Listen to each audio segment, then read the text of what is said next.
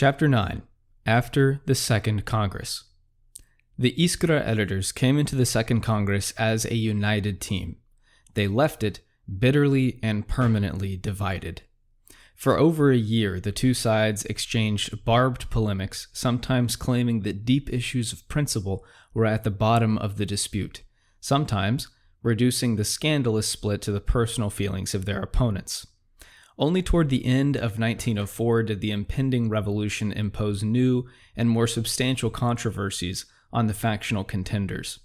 Although various issues came and went in the years that followed, the top leaders usually split along the lines of the original 1903 and 4 schism. According to the textbook interpretation, what is to be done was at the center of the split. Lenin tried to put into effect the vision of the party put forth in his book by means of a restrictive definition of party membership, by a hyper-centralized organizational scheme, and by a dictatorial purge of all who disagreed. Their eyes finally opened. Lenin's former colleagues on the Iskra editorial board saw the dangerous consequences of Lenin's innovations. In response, they reaffirmed the democratic nature of the party and made worker self-activity the center of their platform. Or, as the activist tradition would have it, they reverted to the standard social democratic confusion of party and class, and in this way rejected the vanguard role for the party. Two outstanding revolutionaries, Rosa Luxemburg and Lev Trotsky, immediately saw the evil consequences of what is to be done, continues the standard story, complimenting Luxemburg and Trotsky in their anti-Lenin stance. Their words are prophetic. In Luxemburg's stirring words, the mistakes made by a truly revolutionary worker movement are historically immeasurably more fruitful and more valuable than the infallibility of the best possible central committee. Trotsky's prophecy is intensely ironic given his own later fate. The party organization substitutes itself for the party. The central committee substitutes for the party organization, and finally a dictator substitutes himself for the central committee. I had not originally intended to carry my story beyond the Second Congress, yet I began to realize that the story I've just told, a powerful and attractive narrative with its ironies, prophecies, and reversals, is an essential prop of the worry about workers' interpretation. If what is to be done was not a charter document of a party of a new type or an innovative vanguard party, then why the dramatic rejection of it by all shades of social democratic opinion, from Akimov on the right to Luxemburg on the left? If what is to be done was not the first step towards Stalin, then how do we account for the insightful prophecies of Luxemburg and Trotsky? How is it possible, I also asked myself, that anyone who had actually read What is to be Done could write the following? How could Martov and Trotsky, who wholeheartedly supported Lenin's What is to be Done, which proposed that absolute authority should be given to the Central Committee of the party, reject Lenin's definition of party membership? What is to be Done has absolutely nothing to say about the as-yet non-existent central institutions of the party. It offers no opinions about their makeup or the powers vis-a-vis local committees. Lenin has a plan for attaining a national unified party structure, and he addresses himself to people who share the same goal. The question of degrees of centralism in the makeup of the yet-to-be-created party simply does not arise in What is to be Done. Lenin never even mentions the party central committee in What is to be Done, or rather he does once in a revealing passage. He asks, what would be the best way to prepare for the national uprising that we see looming in the near future? Should the Central Committee appoint agents to mastermind the uprising? Well, we do not even have a Central Committee yet, but even if we did, that procedure is obviously not the answer.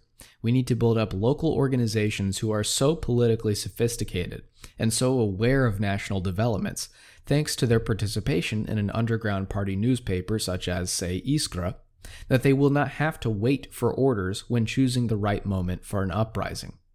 So, where does the idea come from that What is to be Done is all about the absolute authority of the Central Committee? Not from Lenin's writings, but from Luxemburg's.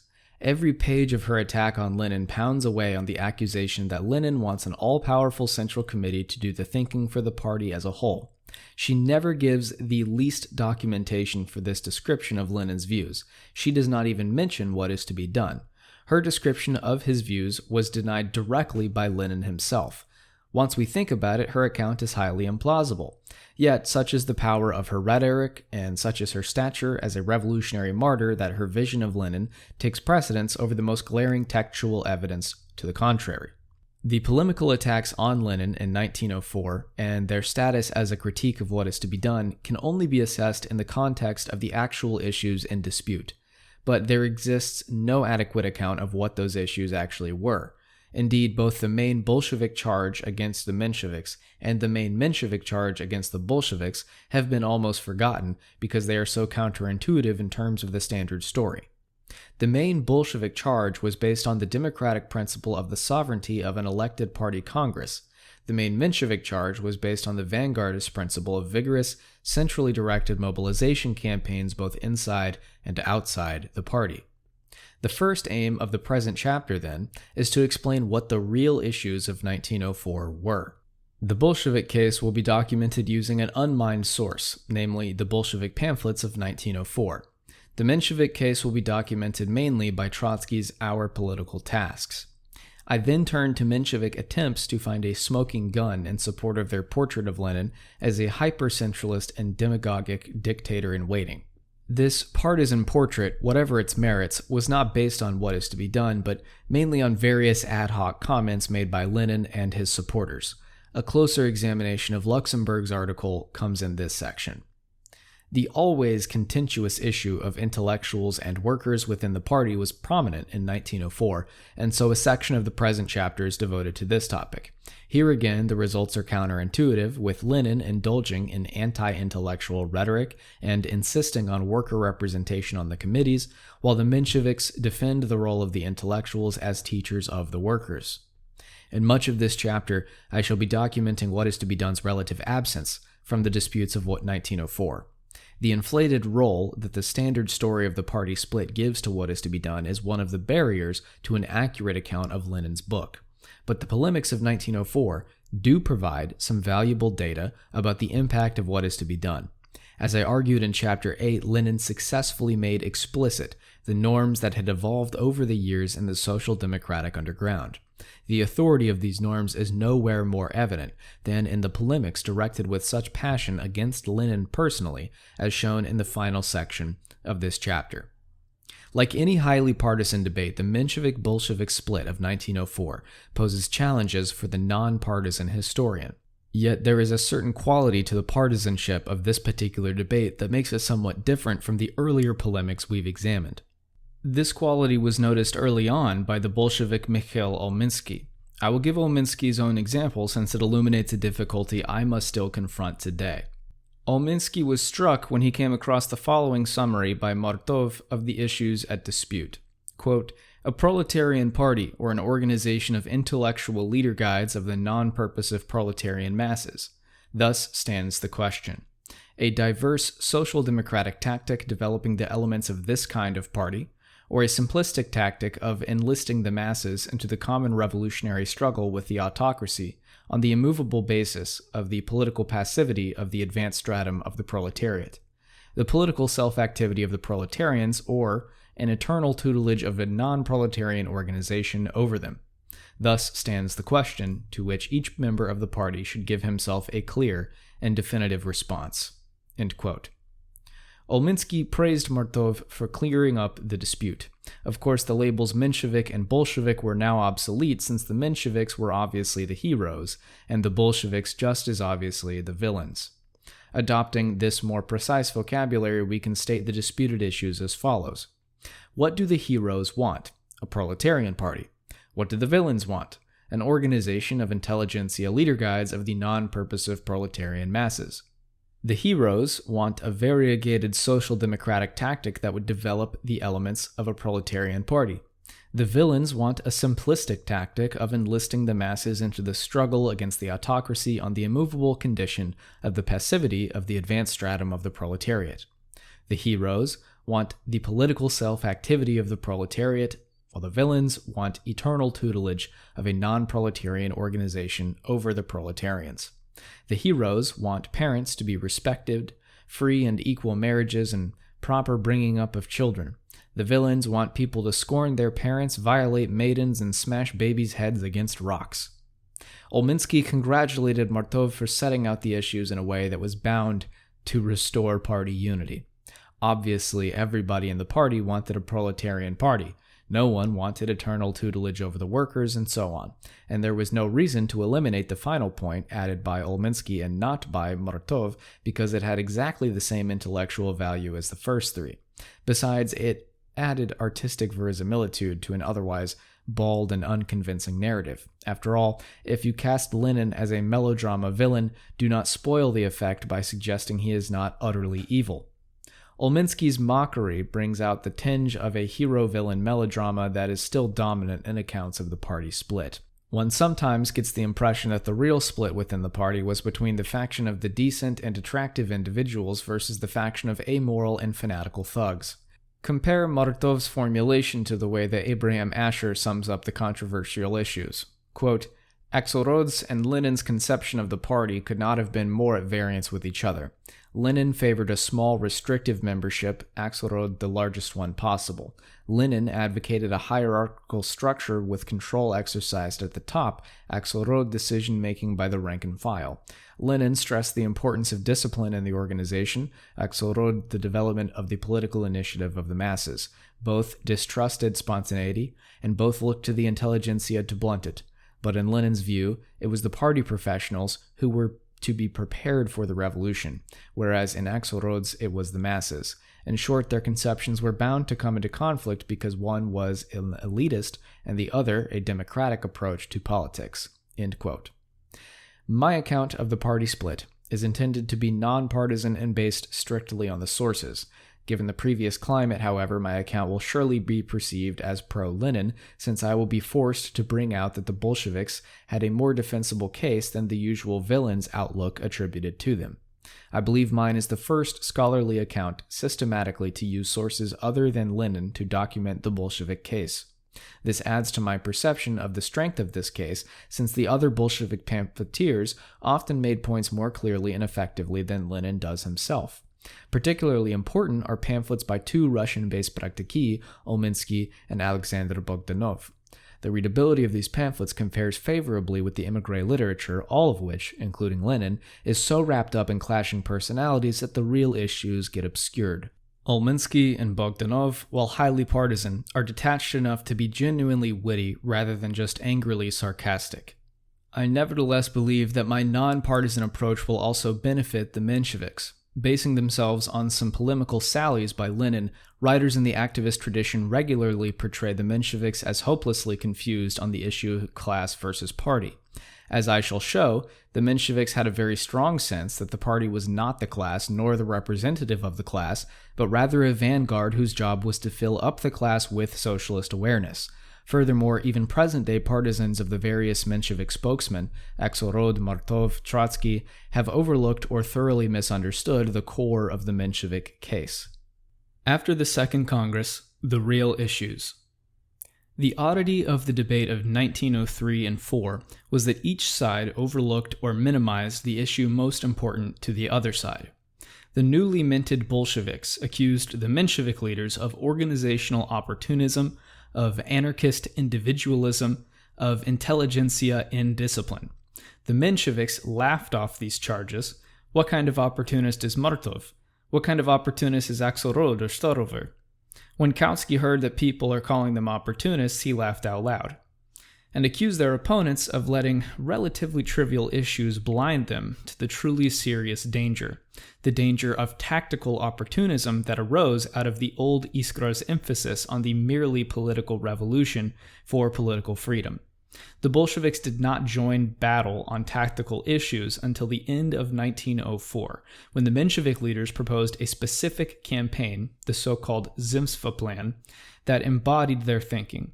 The debate that then erupted over the Menshevik plan was a sign that a new chapter in the history of Russian social democracy had commenced. The somewhat frustrating debate of 1903 and 4 was not over the profound issues many people have wanted to read into it. On the other hand, it was not just a trivial squabble either. We can best call it a characteristic split over empirical questions. The ins and outs of the conflict among the émigré leaders were complicated and full of zigzags. At first, the Mensheviks posed as the defender of the newly elected Central Committee. They then led a crusade against it. Lenin first had his base in the new Iskra editorial board, then in the new Central Committee, and finally turned against both. Without going into all these institutional details, we need to have an outline of events in order to make sense of the polemics. When the Second Congress met in Brussels, and later in London, a majority of delegates were representatives from committees that had declared their loyalty to Iskra. The main opposition was led by the delegation from Рабочее дело and from the Jewish Bund, and both of these groups abandoned the Congress midway. The Iskra majority stayed together on programmatic matters and, for the most part, on tactical matters. A serious split occurred over the clause in the party rules that defined the status of a party member. We shall look at this famous clash later, but please note that the labels majority, bolshinstvo, and minority, menshinstvo, did not arise from this clash, since the Mensheviks, led by Martov, won on this issue. Much the more important split came over the choice of editors for Iskra. The Congress had designated Iskra the official party newspaper, but this new status raised a delicate but fundamental question. Did the party, in the form of the Congress, have the right to name the editors of what had previously been solely the affair of the Iskra group itself? Lenin and Plekhanov thought so, and furthermore proposed only a three-man editorial board, themselves plus Martov. Martov and the other three editors, Axelrod, Potrasov, and Zasulich, did not really deny the formal right of the Congress to name the editors, but they considered it politically disastrous not to appoint the old editorial board as a whole. Martov refused to serve on the newly elected three-man board and joined the other three, along with Trotsky and a few others, in declaring a boycott on their own participation in party institutions. It was the General Strike of the Generals. Thus, for the first 3 months, Iskra was run by a two-man board of Lenin and Plekhanov. During most of this period, Plekhanov was an uncompromising Bolshevik. Then he developed into a compromising Bolshevik.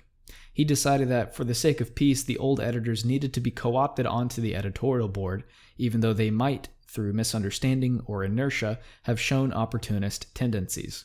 But any such co-optation required a unanimous decision, and Lenin felt enough had already been conceded to the boycotters, offering them space in Iskra to state their objections or even providing them their own newspaper. He therefore refused to co-opt the old editors. Plekhanov threatened to resign, and Lenin, under pressure, was forced himself to resign. The new one-man editorial board then unanimously decided to co-opt all the old editors. Thus, by the end of November, there had occurred something like a palace coup at Iskra. An editor selected by the Congress was out. The editors rejected by the Congress were in. How would the new editorial board comport itself? Would it declare itself a representative of the Congress majority and strive for party peace, as Plekhanov rather piously hoped? Or would it justify Lenin's gloomy prediction that peace would be further away than ever?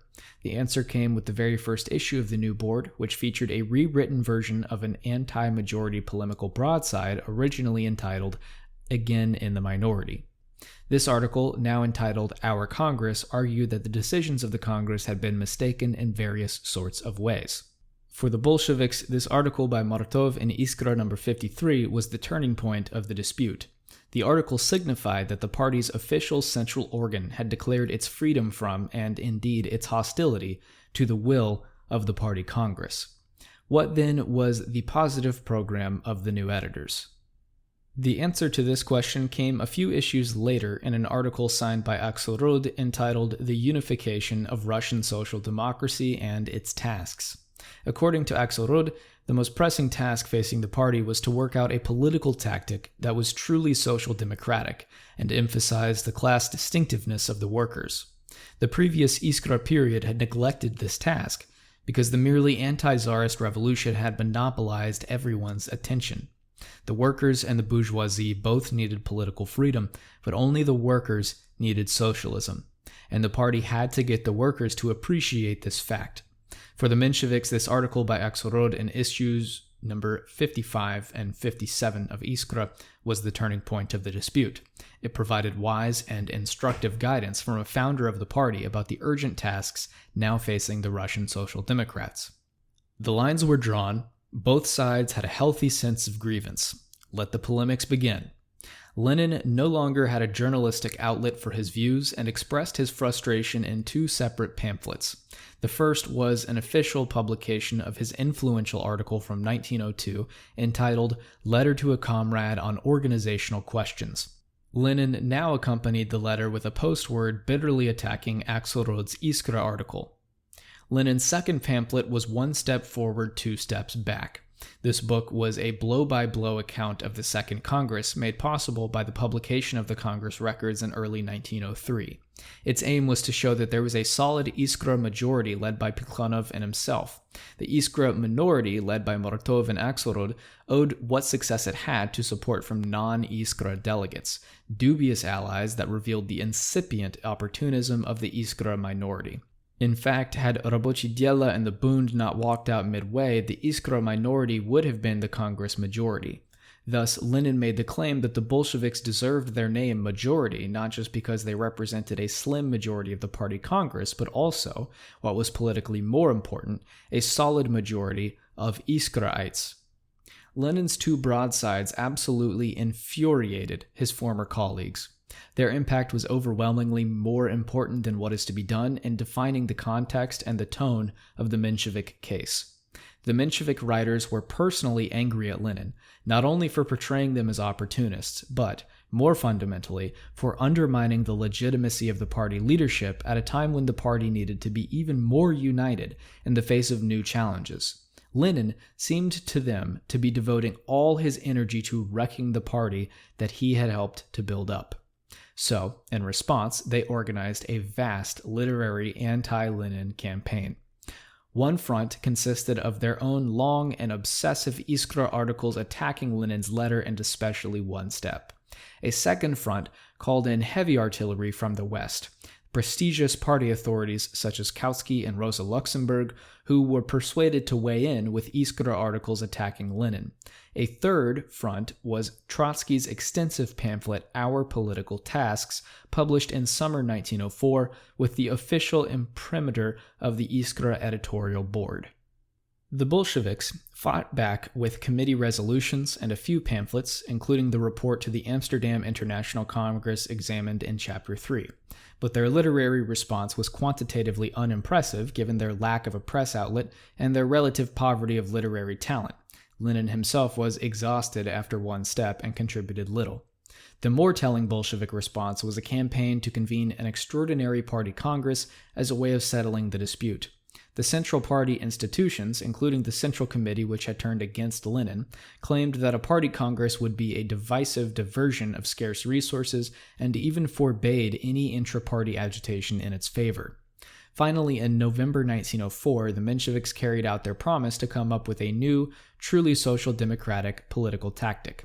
They proposed a campaign to stiffen the anti-government opposition of elite groups such as the Zemstvas, local bodies with mild self-governing powers. The Menshevik plan may have saved Lenin from terminal obsession with his own intra-party grievances. In any event, his blistering attack on the Menshevik plan opened up a new chapter in the Menshevik-Bolshevik relations, in which the sides argued about the actual balance of class forces in Russia and the crucial political choices facing revolutionary social democracy. Unfortunately, we must take our leave of the Menshevik-Bolshevik debate just as it enters this instructive and substantive phase. The Bolshevik Case: Partinost versus Khrushchevshchina. Looking back a few years later, the Bolshevik M. Lyarov defined the heart of Bolshevism in 1904 as the defense of partinost, a word that in this era can be defined as acting as befits a modern political party. A historian of French socialism calls Jules Guesde's Marxist Party the first modern political party in France because it had the following characteristics: a large national base, an annual national congress, an executive committee, a program, and an insistence on discipline. This also defines what the Bolsheviks meant by partinost. Khrushchevshchina was the opposite of partinost. The kruzhok, little circle, was the basic unit of party organization prior to the existence of a national organizational framework. The kruzhok did not recognize a higher authority because there was no higher authority to recognize. It was essentially self-appointed and voluntary, and it had to act, only as it saw fit. Under the circumstances, this behavior was necessary and indeed praiseworthy. Iskra itself was such a Khrushchev that took upon itself the task of giving the party a common program. It possessed no authority except its own persuasiveness, and bowed to no authority except its own sense of mission. Iskra's mission was to transcend its own status as a Khrushchev contending against other Khrushki. The Second Congress ended, or should have ended, the era of the Khrushchev. Now Iskra had acquired legitimate authority, namely the status of the official central organ of the party. By the same token, it now accepted authority, namely the authority of the party as an organized institutional whole as expressed by the decisions of the Second Congress and the international rules there adopted. The editors were now party spokesmen, chosen by the party to carry out the program and tactics adopted by the party Congress. But old habits die hard, especially for individualistic intellectuals. The old Iskra editors felt they had personal right to the editorial chairs of the party newspaper. They felt they had a right to advocate whatever policies they felt best, even if those ran directly against the policies of the Congress. They were eager for the authority conferred by the party, but had no time for the discipline that went with it. This accusation was the heart of the Bolshevik case. When they talked about the anarchistic individualism of the intellectuals, they were not referring to local intellectuals refusing to follow the orders of the local committees or of local committees refusing to follow the orders of an all-powerful central committee. Their paradigmatic example of intelligentsia indiscipline was the boycott followed by the takeover of the central organ by Martov, Axelrod, Potrasov, and Zersulich. Lenin stated the essence of the Bolshevik case when he responded to Luxemburg's charge of hypercentralism by wondering rhetorically, if the comrade finds it normal, can she allow, has she observed in any party, that central organs that call themselves party organs are dominated by the minority of the party Congress? Olminsky framed the issue using Western political systems as a source of metaphor. The party Congress was a sovereign parliament. The party rules were a constitution that should never be violated. Legality, abiding by agreed-upon formal rules, was henceforth a vital norm. The party leaders, including the editors of the central organ, should think of themselves as representatives of the party. The Menshevik editors, in contrast, were Bonapartists who, like Louis Napoleon, carried out a coup d'etat, using methods of dubious legality. They were aristocrats who thought of themselves as irreplaceable and rejected criticism as lèse-majesté. Since the old Iskra board had split 5 against 1, the 5 were able to accuse the 1 of dictatorial ambitions, all the while acting as a compact oligarchy and taking one high-handed action after another. The Menshevik editors were so imbued with the political culture of absolutism that they automatically reverted to the leadership style of the Russian conspirators of the 1870s. They had so little idea of how a loyal opposition operates that they panicked when not chosen as Iskra editors and could think of no better reaction than the typical Khrushchev methods of boycott and threats of resignation. Olminsky concluded with a plea for Congress sovereignty as the best chance for democracy in the underground party. Quote, "A millionaire can easily waste rubles, but a poor beggar must hoard every kopeck. The autocracy has deprived us of a great deal, of practically everything that is essential to citizens of a free country. All the more is our responsibility to defend those aspects of democratism of the party that are left to us, or that have been achieved by us. It still remains possible for us to have congresses that express the will of the party, and we must give special value to this. We must employ all our sensitivity and all our recognition to ensure that the central institutions do not destroy the will of the party." End quote. The Bolshevik slogan of Partinost versus Khrushchevshchina implied that the Second Congress was a great turning point in party history. This implication had the surprising effect of making what is to be done rather irrelevant to present concerns, since it was written in the days when the Khrushchev reigned supreme. Olminsky made this point by looking at Lenin's 1901 article Where to Begin, which contained a précis of the forthcoming what is to be done. Olminsky directed attention to the title of this article, Where to Begin. In it, the author speaks only of how to begin the creation of an all-Russia organization, and not about how that party should be organized. What was the Menshevik response to the accusation of usurpation brought against them by the Bolsheviks? One response was to paint Lenin as a monster who needed to be removed from the leadership. We shall examine this part of the Menshevik case later.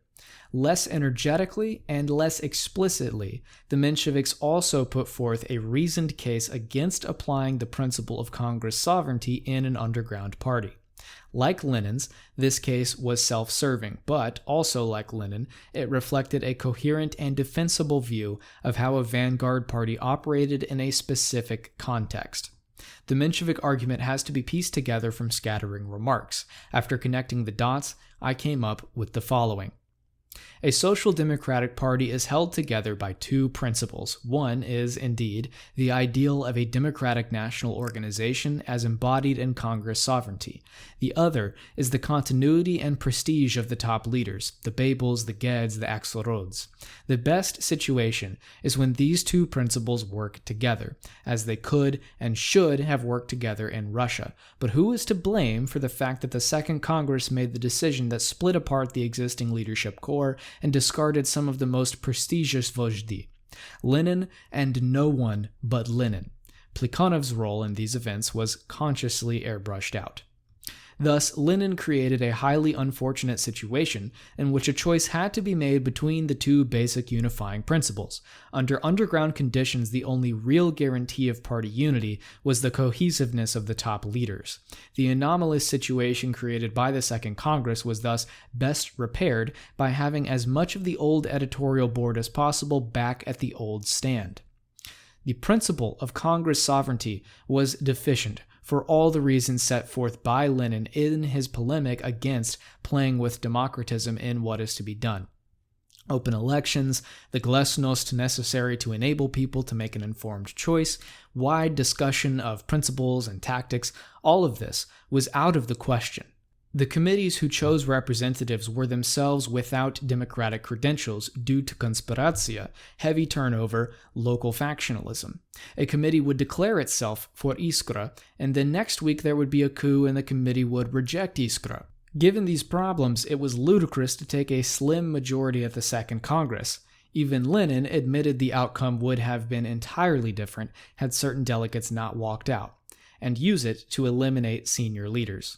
Besides, there was the unpleasant fact that the praktiki themselves could hardly be trusted with the final say. Unlike the Western parties, there was no solidly established proletarian vanguard, only revolutionary intellectuals and backward workers.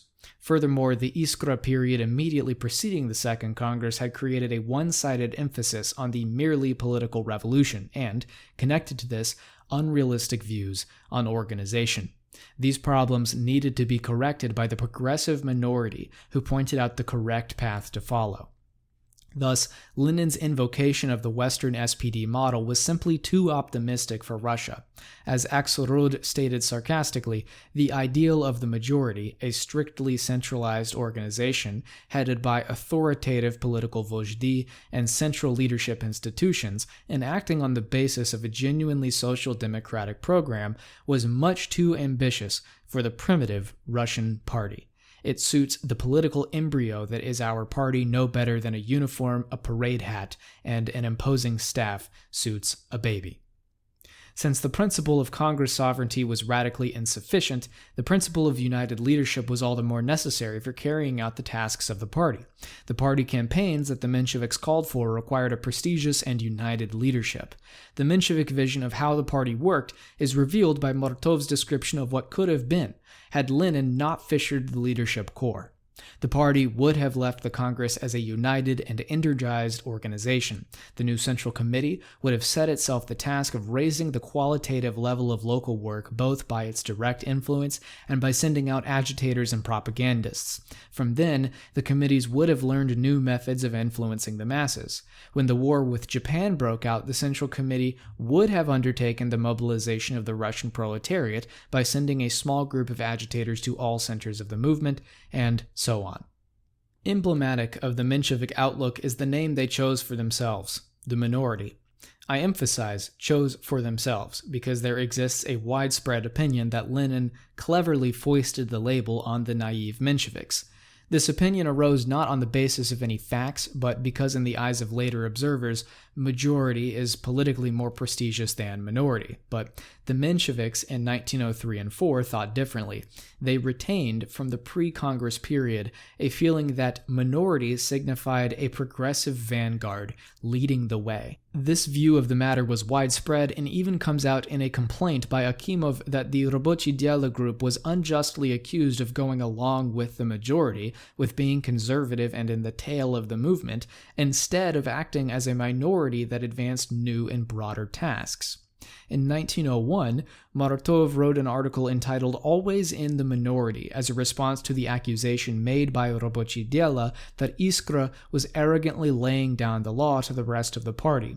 Martov explained why legally permitted Marxism, economism, and so forth had briefly attained majority status and why Iskra, even if alone, had a duty to combat them. He ended by announcing that, quote, the socialist intelligentsia will find support in its scientific worldview that will allow it to purposefully break all the chains laid down by the ideology of bourgeois society, and then it will not be afraid if the whole world regards them as sectarians, and then it will understand the whole moral duty in certain circumstances of remaining always in the minority, end quote. Immediately after the Second Congress, Martov wrote a pamphlet entitled Once More in the Minority. As soon as the minority took over the Iskra editorial board, a rewritten and retitled version of this pamphlet was printed in Iskra as a manifesto of the new editors. Thus, the Mensheviks were proud to be the progressive minority, and they had a coherent view of the party to back up their pride. Yet they were in a false position and could never escape from it. Lenin was right about one thing. The status of progressive minority and the status of editors of the official central organ of the party were barely compatible. The false position of the Menshevik leaders created a polemical literature in which the rational case I've presented was drowned out by other elements. The false position of the Mensheviks is the ultimate cause of another striking feature of their polemics, the constant and obsessive personal vilification of Lenin throughout that year. Lenin's views are not just attacked, his actions are not just criticized, his motives are impugned, his abilities mocked, his character blackened. Lenin is a power-hungry demagogue out to destroy the party for his own dark and discreditable motives. The drumbeat of personal accusation starts the day after the Congress, with Trotsky's report of the Siberian delegation, in which Lenin is called an egomaniacal Robespierre ready to execute fellow party members. It continues throughout the year without let-up, with each of Lenin's former colleagues weighing in with their contribution. There is no real counterpart to this in the Bolshevik polemics, angry and partisan as they are. This discrepancy requires explanation. For some, the majority of the academic tradition, this explanation is simple. Lenin was a power-hungry scoundrel, and the Mensheviks were only being responsible when they pointed it out. For others, the majority of the activist tradition, there is also no particular mystery. Naturally, such a dedicated revolutionary would become the main target for enraged opportunists. A more political explanation points to the underlying Menshevik feeling that a united, prestigious, and authoritative leadership corps should run the party. In 1903 and 4, it seemed that the only reason this was not happening was because of Lenin. It also seemed that the rest of the leadership corps remained united against him. There was no force that could keep Lenin from being annihilated. The first feeling was expressed by Axelrod in a letter to Kautsky. Quote, given this condition of our party, an intellectual regression on the part of the majority, it is easy to carry out a policy of Bonapartist demagoguery and put up obstacles to the concentration of all our forces for searching out new ways and means for lifting the party up to a new level of development in a principled proletarian sense.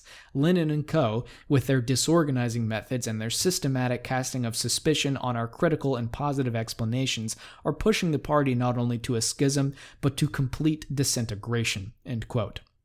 The second feeling was expressed by Plekhanov, as Zinoviev recalled many years later. Quote, let me recall my first conversation with Plekhanov, when he frightened us by saying, who are you going along with? You should consider who is on our side. Martov, Zasulich, Axelrod, and the rest. But over on your side is only Lenin. And you know, things will eventually turn out that in a few months all the sparrows will be laughing at your Lenin, and you go along with him. End quote. Thus, the Mensheviks thought that Lenin could easily be disposed of and were unpleasantly surprised to discover differently. Lenin had a power base outside the leadership corps, and the Mensheviks glumly ascertained that Lenin was the idol of the praktiki. If Lenin managed to survive the onslaught against them, this is because he was a demagogue. But a demagogue requires an easily deluded audience. The Mensheviks were therefore compelled to widen their critique to include the majority of the praktiki. The bitterness and contempt toward the party praktiki is another striking feature of the Menshevik polemics in 1904.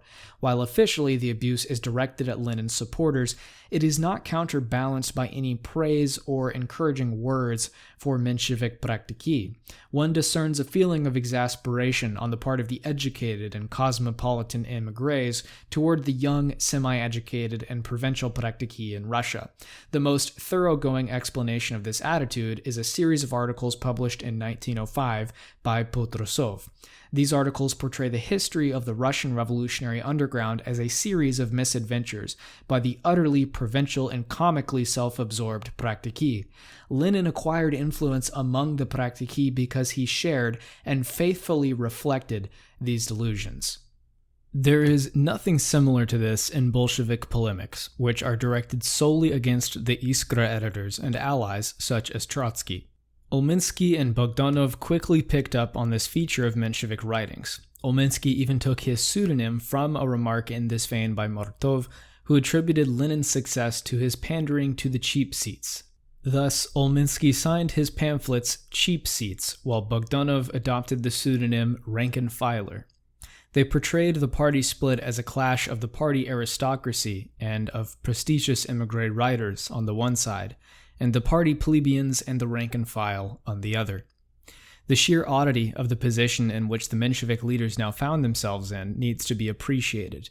Iskra was the central organ of a militant political party, yet from its pages in 1904 and from the pages of Trotsky's Our Political Tasks can be drawn an absolutely devastating portrait of the RSDWP, its policies and its personnel, a portrait written in anger and hostility.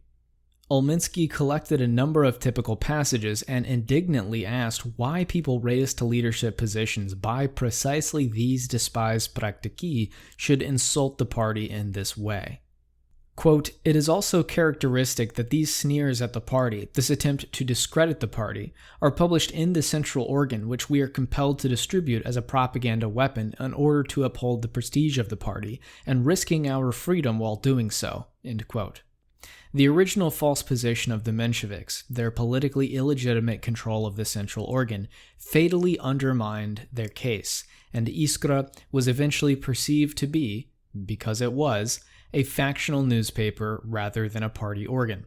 In fact, Lenin won this debate. The principle of Congress sovereignty was later accepted by both sides, as shown most graphically by the Menshevik adoption in 1905 of Lenin's definition of party membership, as discussed below. Lenin won this debate because, as the Mensheviks discovered, he had the stronger case. With all its difficulties, the principle of Congress sovereignty proved indispensable if for no other reason than the impossibility of winning a factional fight without winning a majority at a party Congress. Furthermore, the unity and prestige of the original leadership corps, the counter-principle of the Mensheviks, proved to be a will-o'-the-wisp. In 1903 and 4, the troublemaker Lenin might plausibly be perceived as the only threat to unity, but even by the end of 1904, the rest of the tight leadership nucleus was fissuring. Eventually, from out of the top group of Menshevik spokesmen in 1904, there emerged at least 4 distinct tendencies: Plekhanov, Martov and Axelrod, Potrosov and Zosulich, Trotsky. Finally, the calculation that the prestige of the top leadership could provide unity in action proved misinformed. The émigrés learned that eventually it was they who were dependent on the praktiki and the participation of the Russian underground. So argued M. Lyotov in 1911, claiming that both factions were forced, unexpectedly for themselves, to stop being obsessed with leadership positions in Geneva and to align themselves with the tactics advanced by their supporters in Russia. The Mensheviks lost, and the penalty for their defeat was that they were stuck with the name the minority. This is not to say that they were incorrect when they pointed out the many difficulties of applying Congress sovereignty in underground conditions, and, in fact, also in Western Europe. The frail and finally non-existent unity of the RSDWP shows that these difficulties were very real indeed. The Menshevik case: Campaignism versus substitutionism. In the usual telling of the party split, Lenin is the focus of attention. It is he who makes the innovations and imposes his organizational vision, while the others react to him and define themselves only as they begin to plumb the depths of his political and personal depravity, or, from the point of view of the activist tradition, only as they are forced by his revolutionary challenge to reveal their own opportunistic assumptions. At the time, both Lenin and the Mensheviks preferred to see the split the other way around, as Lenin reacting to the aggressive innovations of the Mensheviks. Lenin portrayed Bolshevism as the inheritor of Iskraism, protecting it against the attack of the Mensheviks. In turn, the Mensheviks accepted the label the minority because they associated minority with progressive leadership. They had a new message and a new set of tasks to set before the party, in an effort to move the party on to the necessary next stage of its development. This message and these tasks were not in reaction to Lenin. The progressive minority would have undertaken this mission even had there been no split and no Lenin. Lenin only entered the picture as the incarnation of hidebound party conservatism and as an unscrupulous demagogue who prevented the progressive minority from carrying out its mission. From this point of view, Axelrod, rather than Lenin, is the protagonist of the drama of 1904. At the beginning of the year, Axelrod set out the party's new tasks in 2 articles in Iskra, numbers 55 and 57. These articles were constantly described in Menshevik literature as groundbreaking, insightful, and inspiring. In mid-year, Trotsky penned Our Political Tasks as a popularization of Axelrod's message. At the end of the year, Axelrod's message finally achieved concrete form in the plan for the so-called Zemstva campaign. A rationale for the plan penned by Axelrod was sent around by the Iskra editors to the local committees. Thus, at each step, Axelrod and the Mensheviks took the initiative. My name for the positive content of Axelrod's message is Campaignism. This word did not exist in 1904, but the need for a certain sort of party-directed political campaign was at the heart of Axelrod's concerns. According to Axelrod, the Russian social democracy had yet to become a genuine class party. A class party was one that received mass support, but not just any support. Only support based on an understanding of the specifically proletarian interests made a party a class party.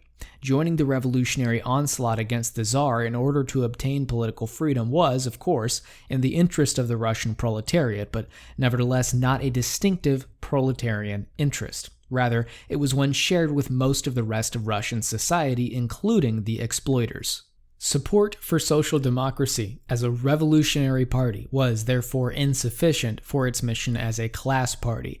What was needed were campaigns that would set the proletariat in motion in such a way as to bring out the clash between proletarian interests and elite interests. Trotsky's Our Political Tasks was consciously and explicitly meant to be the Menshevik what is to be done, and modeled itself on what is to be done in a variety of ways. Just as Lenin coined an effective term for the besetting sin of the time, artisanal limitations, Trotsky coined a term for what he regarded as the basic fault inherited from the past, substitutionism. Just as Lenin polemicized against Рабочее дело, Trotsky polemicized against Lenin. Trotsky's polemic with Lenin was meant both to destroy a leadership rival and to expose various more widespread theoretical misconceptions. But, as with what is to be done, these polemics were meant to clear the way for the question, what is to be done? Trotsky no doubt hoped that Our Political Tasks would take its place in party history alongside On Agitation and What is to be Done as a literary production marking and in part causing a major transformation in party outlook. No such luck. The book had little resonance even among Mensheviks. It did not win over the praktiki to the Menshevik position. Substitutionism did not catch on. I've created the term Campaignism because the heart of the new Menshevik tactic is the insistence on a particular type of party-organized campaign. What Axelrod meant by samadhitenist and what Trotsky meant by substitutionism can best be appreciated when we have seen a concrete example. At the center of Trotsky's pamphlet is an outline of just such a campaign in a section that is appropriately titled, "What, then, is to be done?" The occasion for Trotsky's hypothetical campaign is a Congress for Activists in Technical Education that actually took place in St. Petersburg and gave rise to a clash between the government and the liberal opposition. After criticizing the actions of the actual Petersburg Social Democratic Committee, Trotsky sets out the following scenario of what should have been done. The committee issues a proclamation.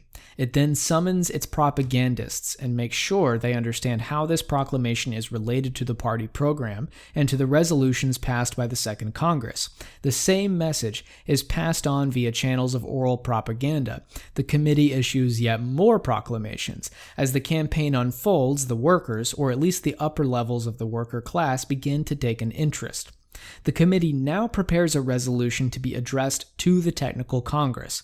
A member of the committee briefs the propagandists on the resolution, and they take it to all the factory cells. When enough support has been expressed, agitators by trade start rounding up both signatures on petitions and endorsements by show of hands. The results are relayed back to the committee, which then presents the resolution to the Congress. Each worker feels that the demands expressed by the resolution are his demands. One of two.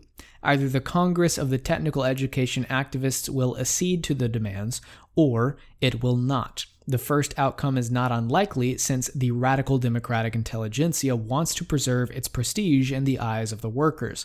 This outcome means that the workers will get a taste of being the actual vanguard of the general democratic revolution. Now, if the Congress refuses, the workers will receive a salutary lesson in the half-heartedness of the bourgeois opposition.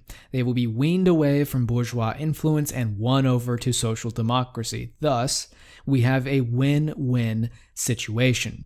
However the Congress reacts, the workers will receive a salutary class political education. As a result of the campaign, the decision of an official group of Petersburg Marxist intelligentsia will be transformed into a genuine formulation of the political will of the progressive Petersburg proletariat. The same logic should be applied at the national level, say, in opposition to the war. All the local committees will push the same message and point to the same weaknesses of the liberal opposition.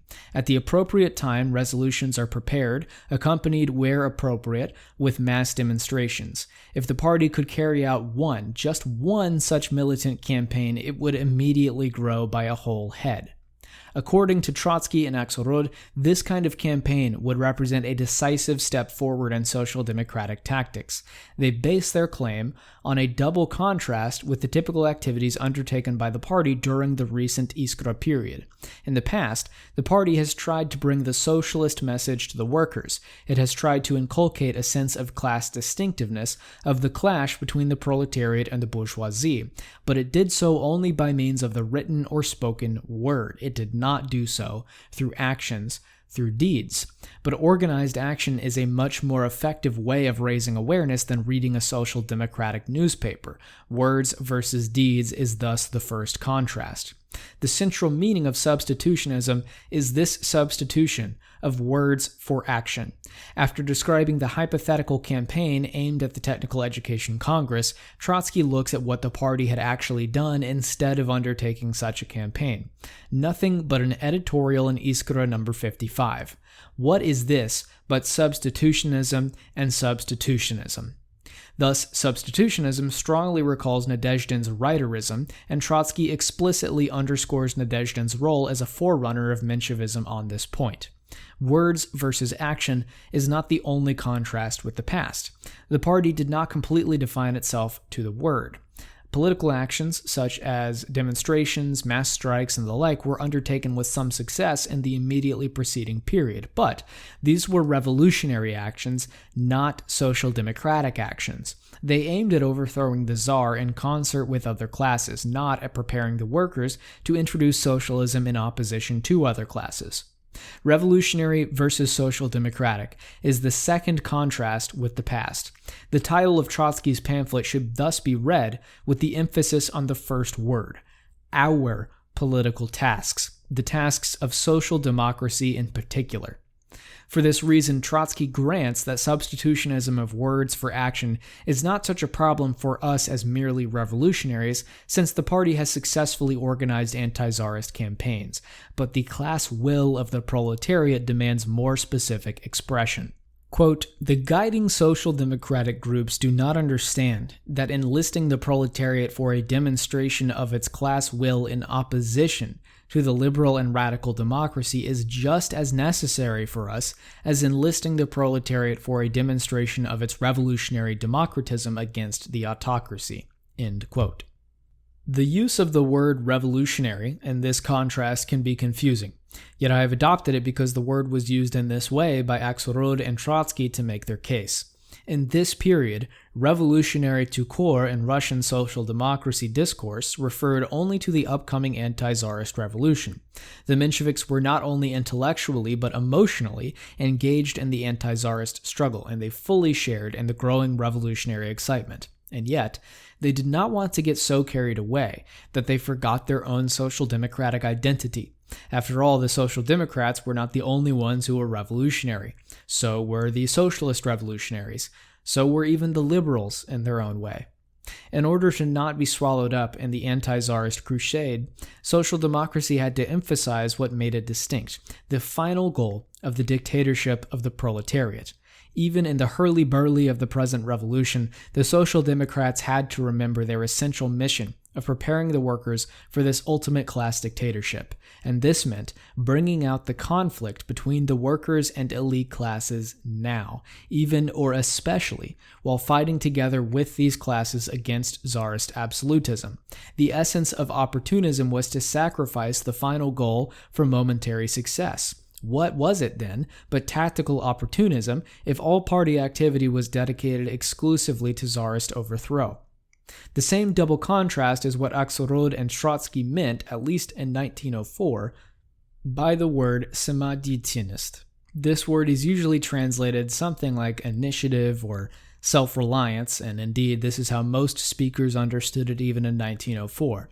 When Axelrod and Trotsky called for worker samadityanist in the context of their tactical proposals, however, they meant something more specific and quite different. Samadityanist was part of a wider process of class definition. This wider process is the familiar one of the spread of awareness, of the workers coming to understand and accept the great world historical mission. Samadityanist refers to the specific part played in this process by action. Thus, Samadityanist is Trotsky and Axelrod's writings of 1904, is better translated distinctive action, or unpacking the term, action that pits the workers against other classes and thus gives them a better sense of the distinctiveness of their own class interests. We can, therefore, state the double contrast as follows. In the past, Russian social democracy have organized actions, but they have not been self-actions, that is, actions that taught the workers what was distinctive about their class position. In the past, the Social Democrats have taught the workers about their distinctive class position, but they did so through propaganda and agitation, not through self-action.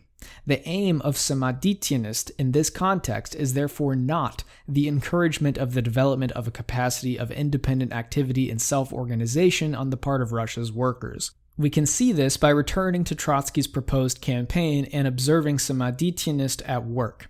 We note, first of all, the Lassallean logic of the campaign. A campaign consists of focused mobilization around a single slogan carried out by a dedicated and centrally directed corps of agitators. Trotsky is perfectly aware of his debt to Lassalle and, in fact, cites him at length, including some of the same passages cited earlier in this commentary. Thus, an effective campaign requires a party that is unified and directed from the top. In a formula Trotsky repeats more than once, a national campaign will be guided by a center that thinks politically and that is politically inspiring. The authority of this center ensures that one and the same theme is brought up in all circles and groups, in closed discussion groups and open assemblies, in all proclamations. Campaignism is thus linked to the Menshevik view of the party we examined in the previous section. The ultimate goal of the campaign is to turn the party's official decisions into the purposive will of the workers. There is no hint in Trotsky's version of Samadityanist that the initiative for the campaign or the text of the resolutions will be a result of initiative from below, nor does it appear that the widespread discussion of the proposed resolution will result even in any modification of the text. For one thing, the necessary unity of the campaign would be destroyed. No, the initiative comes from a center that thinks politically and is politically inspiring, and stays there. Campaignism also governs Trotsky's vision of intra-party relations. Just as the workers need to be educated in social democratism, so do a large proportion, perhaps a majority, of the praktiki. The progressive minority that controls the center thus has the additional responsibility of educating the praktiki. Once more, Trotsky provides us with a concrete example of what he has in mind, namely, the ongoing Menshevik campaign to unite the party around new tasks. This campaign started even before the Second Congress at the top, with Axelrod conducting word-of-mouth propaganda for his vision of the party's new tactical tasks. Axelrod knew he had to prepare the necessary psychological foundation in the awareness of the comrades guiding the movement.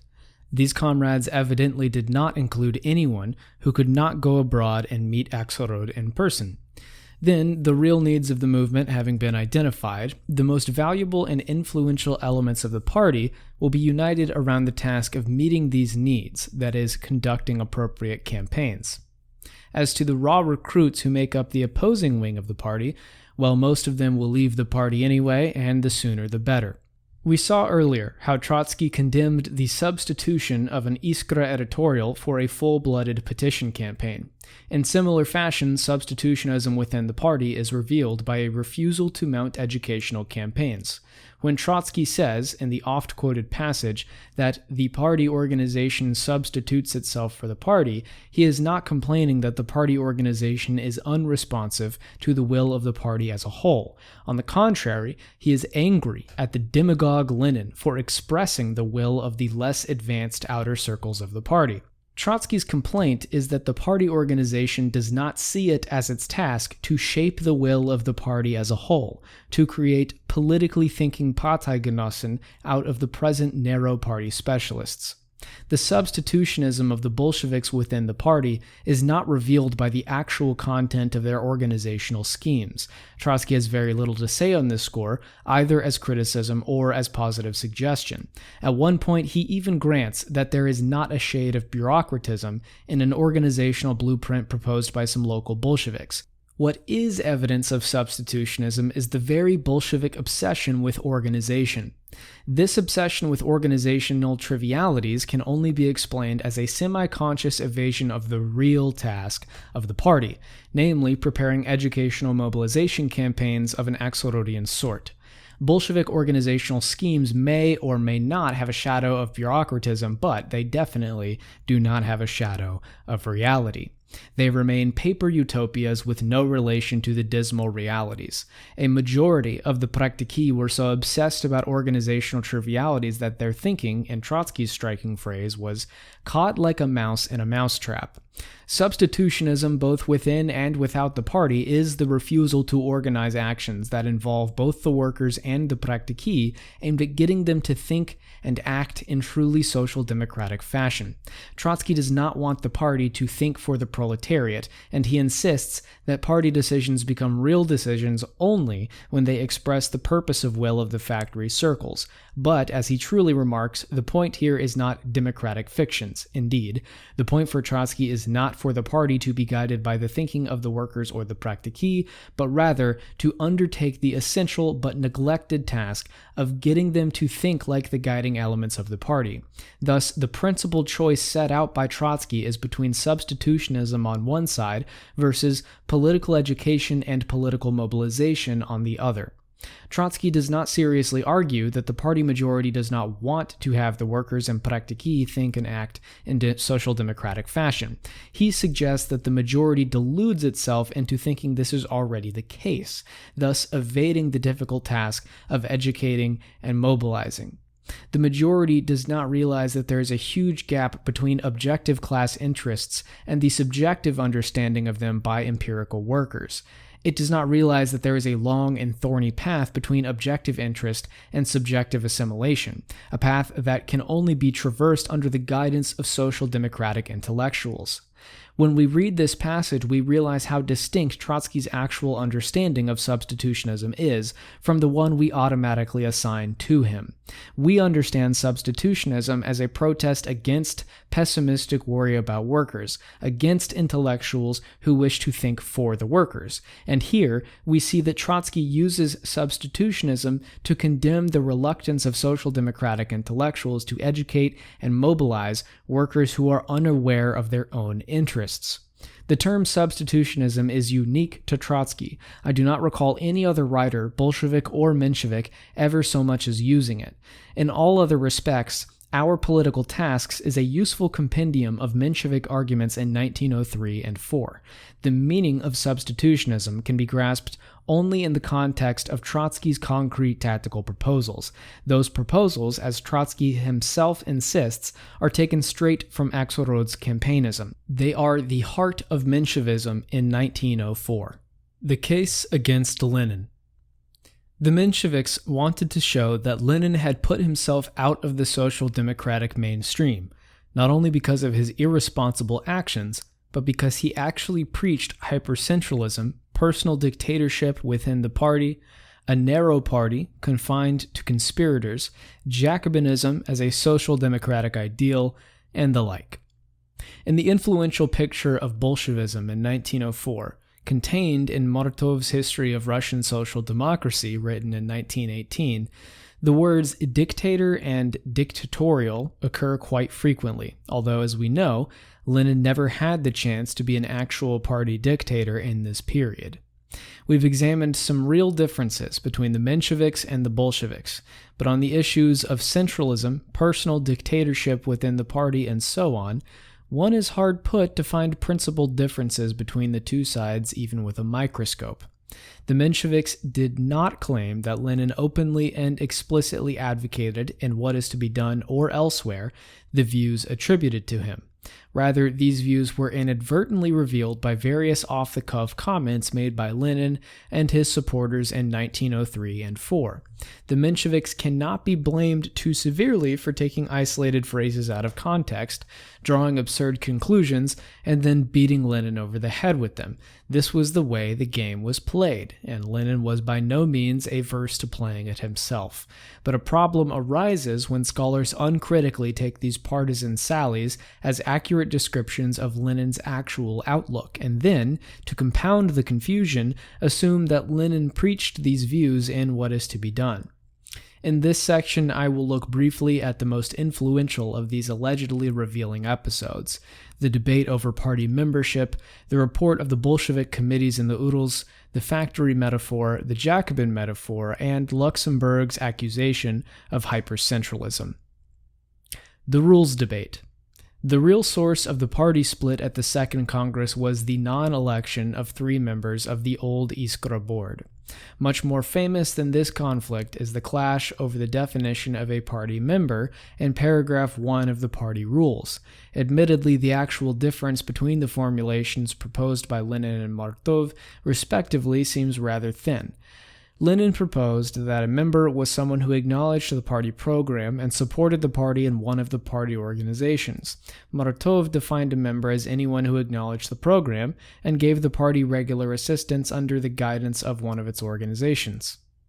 Nevertheless, we are told these seemingly insignificant differences in the wording are symbolic of vast differences in political outlook. Lenin's definition points to a narrow party, fearful of contamination, confining itself to a closed band of intelligentsia conspirators, turning away from Western social democracy toward Narodnaya Volia and other Russian populist revolutionaries. Martov's formulation points in the opposite direction: open, democratic, moving toward the Western idea of a party that genuinely represented the workers, and so forth. 2 paths opened up during the rules debate: the Vanguard Party and the Democratic Party, and the fateful first steps were taken. This is a pretty story, but without historical foundation. A few facts need to be kept in mind as we evaluate it. First, the clash over the rules was not a cause of the party split. The Bolsheviks were a minority on this question. They lost, and Martov's formulation became the official definition of a party member. The Bolsheviks did not think it was a good formulation, but the principle of Congress sovereignty meant they had to live with it, and they had no problem doing so. It was a minor issue. The rules debate came up once or twice in the ensuing polemics, but it was far overshadowed by other concerns. Second, from the point of view of people at the time, it was Martov's formulation that represented the spirit of Narodnaya Volia, while Lenin's formulation represented the spirit of Western social democratic parties. In his defense of Martov's formulation at the Second Congress, Axelrod explicitly brought up Narodnaya Volia as a positive model that exemplified Martov's logic. Later on, Kautsky also sided with Martov because of the special circumstances of the Russian underground. In the case of a party operating under political freedom, Lenin's formulation would be preferable.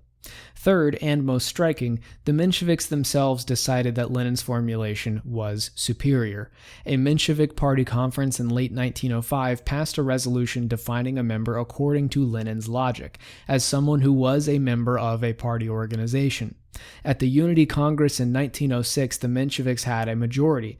Nevertheless, a new set of rules containing Lenin's definition was passed unanimously and without debate. The only comment made on the shift was that time had erased all differences on this subject. Finally, Lenin's definition, now accepted by the whole party, did not have the dire practical consequences predicted by its opponents at the Second Congress. Membership was not restricted to committee members or to revolutionaries by trade, both of which categories remained small fractions of the total membership. The membership definition was not a restrictive or exclusionary bottleneck that kept membership low. There were lots of other very good reasons why membership was low in repressive Tsarist Russia. In practice, the Social Democrats were desperate for members, and anyone who wanted could join. So what was all the fuss about? What was so objectionable about Lenin's formulation? I believe the whole row originated from a simple misunderstanding. Owing to the lack of a definite article in Russian, Lenin's formulation could be read as demanding that a party member be a member of the party organization or a party organization. Those who, in the Congress debates, opposed Lenin's formulations assumed the first reading and used organization in the singular in their speeches. Those who supported Lenin's formulation, including Lenin himself, assumed that a party member could belong to one of many organizations and so talked of organizations in the plural. Behind these automatic grammatical assumptions were different experiences of the nature of the underground. Axelrod and Zasulich, who had last been in Russia in the days of Narodnaya Volia, tended to think of the underground as a closed, secret organization that was strictly walled off from the surrounding society. The praktiki with experience in the new social democratic underground that had arisen since the mid-1890s thought in terms of the many threads that connected the secret structure with the worker milieu, as discussed in Chapter 8. For people with this concept of the underground, member of a party organization did not primarily mean members of the konspirativne parts of the structure, but rather members of the factory cells. Axelrod wanted the secret konspirativne organization to be protective and closed off as possible. Just for that reason, many members of the party had to be excluded from the organization. Thus, for him and others of his generation, such as Zasulich, when Lenin's definition demanded that a party member belong to the organization, it restricted the party to a narrow band of conspirators. No wonder they thought it denied the core of social democracy, namely, the expanding circle of awareness. Why did the Mensheviks so quickly change tack and adopt Lenin's definition? The record is thin on their rationale, but I should imagine there were three major issues. First, the misunderstanding was cleared up and people realized that Lenin did not mean to restrict party membership to revolutionaries by trade and to komiteychiki. Second, Martov's formulation was deficient for practical reasons. Already at the Second Congress, Tokhtarev, the former editor of Rabochye Musi, had insisted on the difficulty involved in supervision of an individual who was not a member of an actual party organization. Finally, the Mensheviks realized that if the words party minority and party majority were to make any sense, There had to be a fairly strict and unambiguous boundary between member and non-member. In other words, the democratic principle of Congress sovereignty was incompatible with a vague membership definition. Years later, in the strikingly different context of the Third International, when the Bolsheviks were a ruling party and when Lenin was highly suspicious of prominent European socialists who wanted to join the new communist parties, the criterion of membership proposed at the Second Congress seemed much too broad. Let anyone into the new parties who says he accepts the program and is willing to work in a party organization. What about all those who claimed to be orthodox social democrats, who even wrote eloquent books on the subject, and who then showed their true colors when the war broke out? In 1903, Lenin proposed a membership definition that, by the end of 1905, was supported by a consensus of Mensheviks and Bolsheviks. After 1914, he proposed stringent membership tests, aimed not at the rank and file but at well-known members of the old parties, that were intended to split the Second International and did so. These two phases of Lenin's view of the party should not be confounded. Urals committees. In late 1903, representatives of three party committees in the Urals, Ufa, Middle Urals, and Perm, sent in a protest to Iskra about one of Plekhanov's articles. This protest contained several unfortunate phrases that were seized on by Menshevik polemicists. One passage in particular was used by Trotsky in the very last section of Our Political Tasks as the crushing proof of the dictatorial ambitions of Lenin and his supporters. The Urals Bolsheviks are arguing that the party's organization must help prepare the party for its supreme task of leading the proletariat in power, that is, the dictatorship of the proletariat. Quote, "The preparation of the proletariat for dictatorship is such an important organizational task that all others must be subordinated to it. This preparation consists, among other things, in the creation of an attitude in favor of a strong and authoritative proletarian organization, in an explanation of all its significance. The objection might be made that dictators have appeared and will appear by themselves, but that is not always the case, and a proletarian party should not act in a stihini or opportunistic fashion. Here we should combine the highest degree of purposiveness with unconditional obedience. One calls forth the other. The awareness of the necessity is freedom of the will." End quote. According to Trotsky and Martov, this passage calls for the party itself to be run by individual dictators. Is this a plausible reading? I think not. The use of the word dictator is unusual. A more practiced party writer would have avoided it, but it clearly means the proletarians who are implementing the dictatorship of the proletariat. One of the tasks of the party is to prepare the workers to fulfill this role, and one mode of preparation is a disciplined political organization. The underlying thought is the purest Erfurtian orthodoxy, despite the tactlessness of the phrase unconditional obedience. Valentinov recalls in his memoirs how delighted Martynov was when the Urals report arrived in Geneva. The great attention given by the Mensheviks to this unsophisticated provincial report speaks very eloquently, it seems to me, of their inability to document Lenin's views with Lenin's own words. Factory analogy. Lenin's major contribution to the 1904 polemics was his long one step forward, two steps back. In his summary section at the end, Lenin made two remarks that were immediately used by his opponents. One of these was the claim that workers understood discipline better than intellectuals because the workers had undergone the factory experience whereas intellectuals had not. Quote, "The factory, which seems only a bogey to some, represents that highest form of capitalist cooperation which has united and disciplined the proletariat, taught it organization, and placed it at the head of all other strata of the laboring and exploited population. And it is Marxism, the ideology of the proletariat schooled by capitalism, that has taught and is teaching unstable intellectuals the distinction between the exploitative side of the factory, discipline based on fear of starvation, and its organizing side, discipline found on collective work unified by conditions of production that are highly developed technically." End quote. Both Rosa Luxemburg and Trotsky pounced on this remark and lectured Lenin about the evils of mind-numbing factory discipline. In response, the Bolshevik Alexander Bogdanov penned a rejoinder in which he said he rose to the defense of his revolutionary colleague Karl Marx.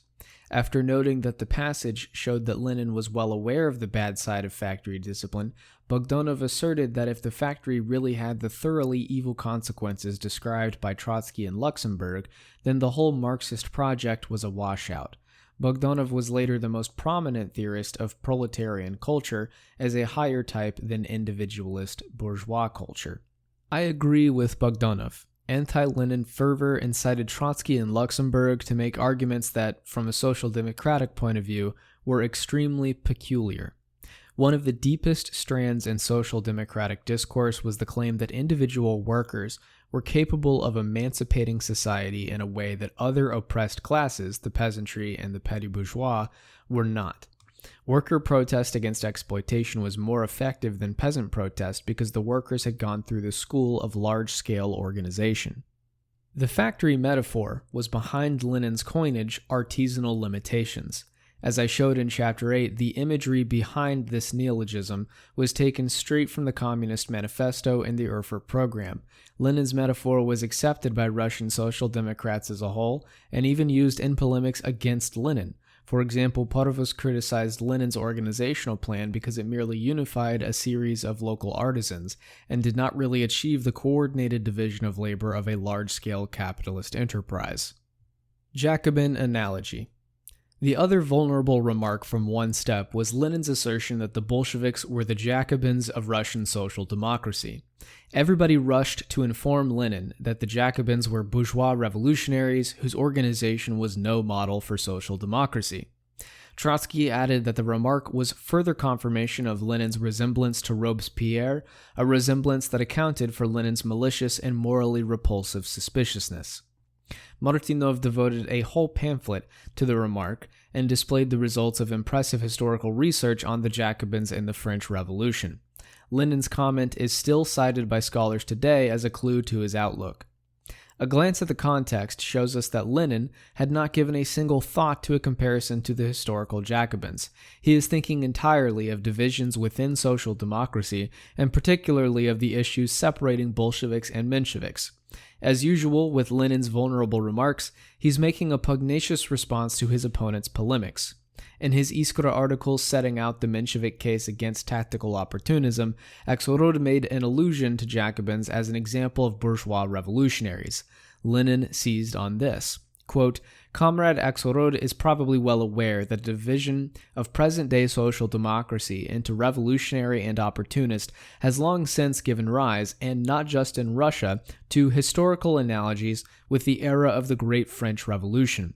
Comrade Axelrod is probably well aware that the Girondists of present-day social democracy everywhere and always resort to the terms Jacobinism, Blanchism, and so on to describe their opponents. End quote.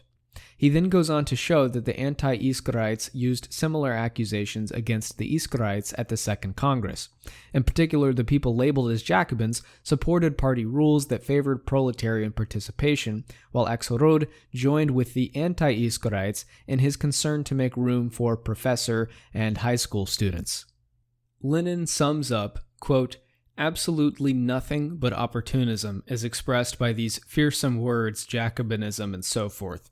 A Jacobin, inextricably linked with the organization of the proletariat that has become aware of its class interests, this is a revolutionary social democrat. A Girondin, who sighs after professors and high school students, who fears the dictatorship of the proletariat, who gets dewy-eyed about the absolute value of democratic demands, this is an opportunist. End quote. The final sentence, never quoted, reveals quite clearly how we should read this passage. Obviously, he's not claiming that the historical Girondins had anything to say about high school students. His real argument is as follows. International social democracy is split into revolutionary social democrats and opportunists. These two groups are sometimes called Jacobins and Girondins. For instance, by Plekhanov in 1901. At the Second Congress, the people who were called Jacobins by their opponents were revolutionary social democrats who wanted a truly proletarian organization, as shown by their stand on the definition of a member. The people who opposed the revolutionary social democrats in the rules debate, that is, Axelrod himself, showed by their solicitude for professors that they were opportunists and as such could also be called Girondins. Centralism and the Central Committee. Centralism is not a prominent theme in Lenin's polemics either in What Is to Be Done or in 1903 and 4. In What Is to Be Done, he sets forth a plan to establish the central national political organization desired by all. In 1903 and 4, he protests that the actions of a handful of top leaders have been destructive of the principle of Congress sovereignty and thus of any effective national center.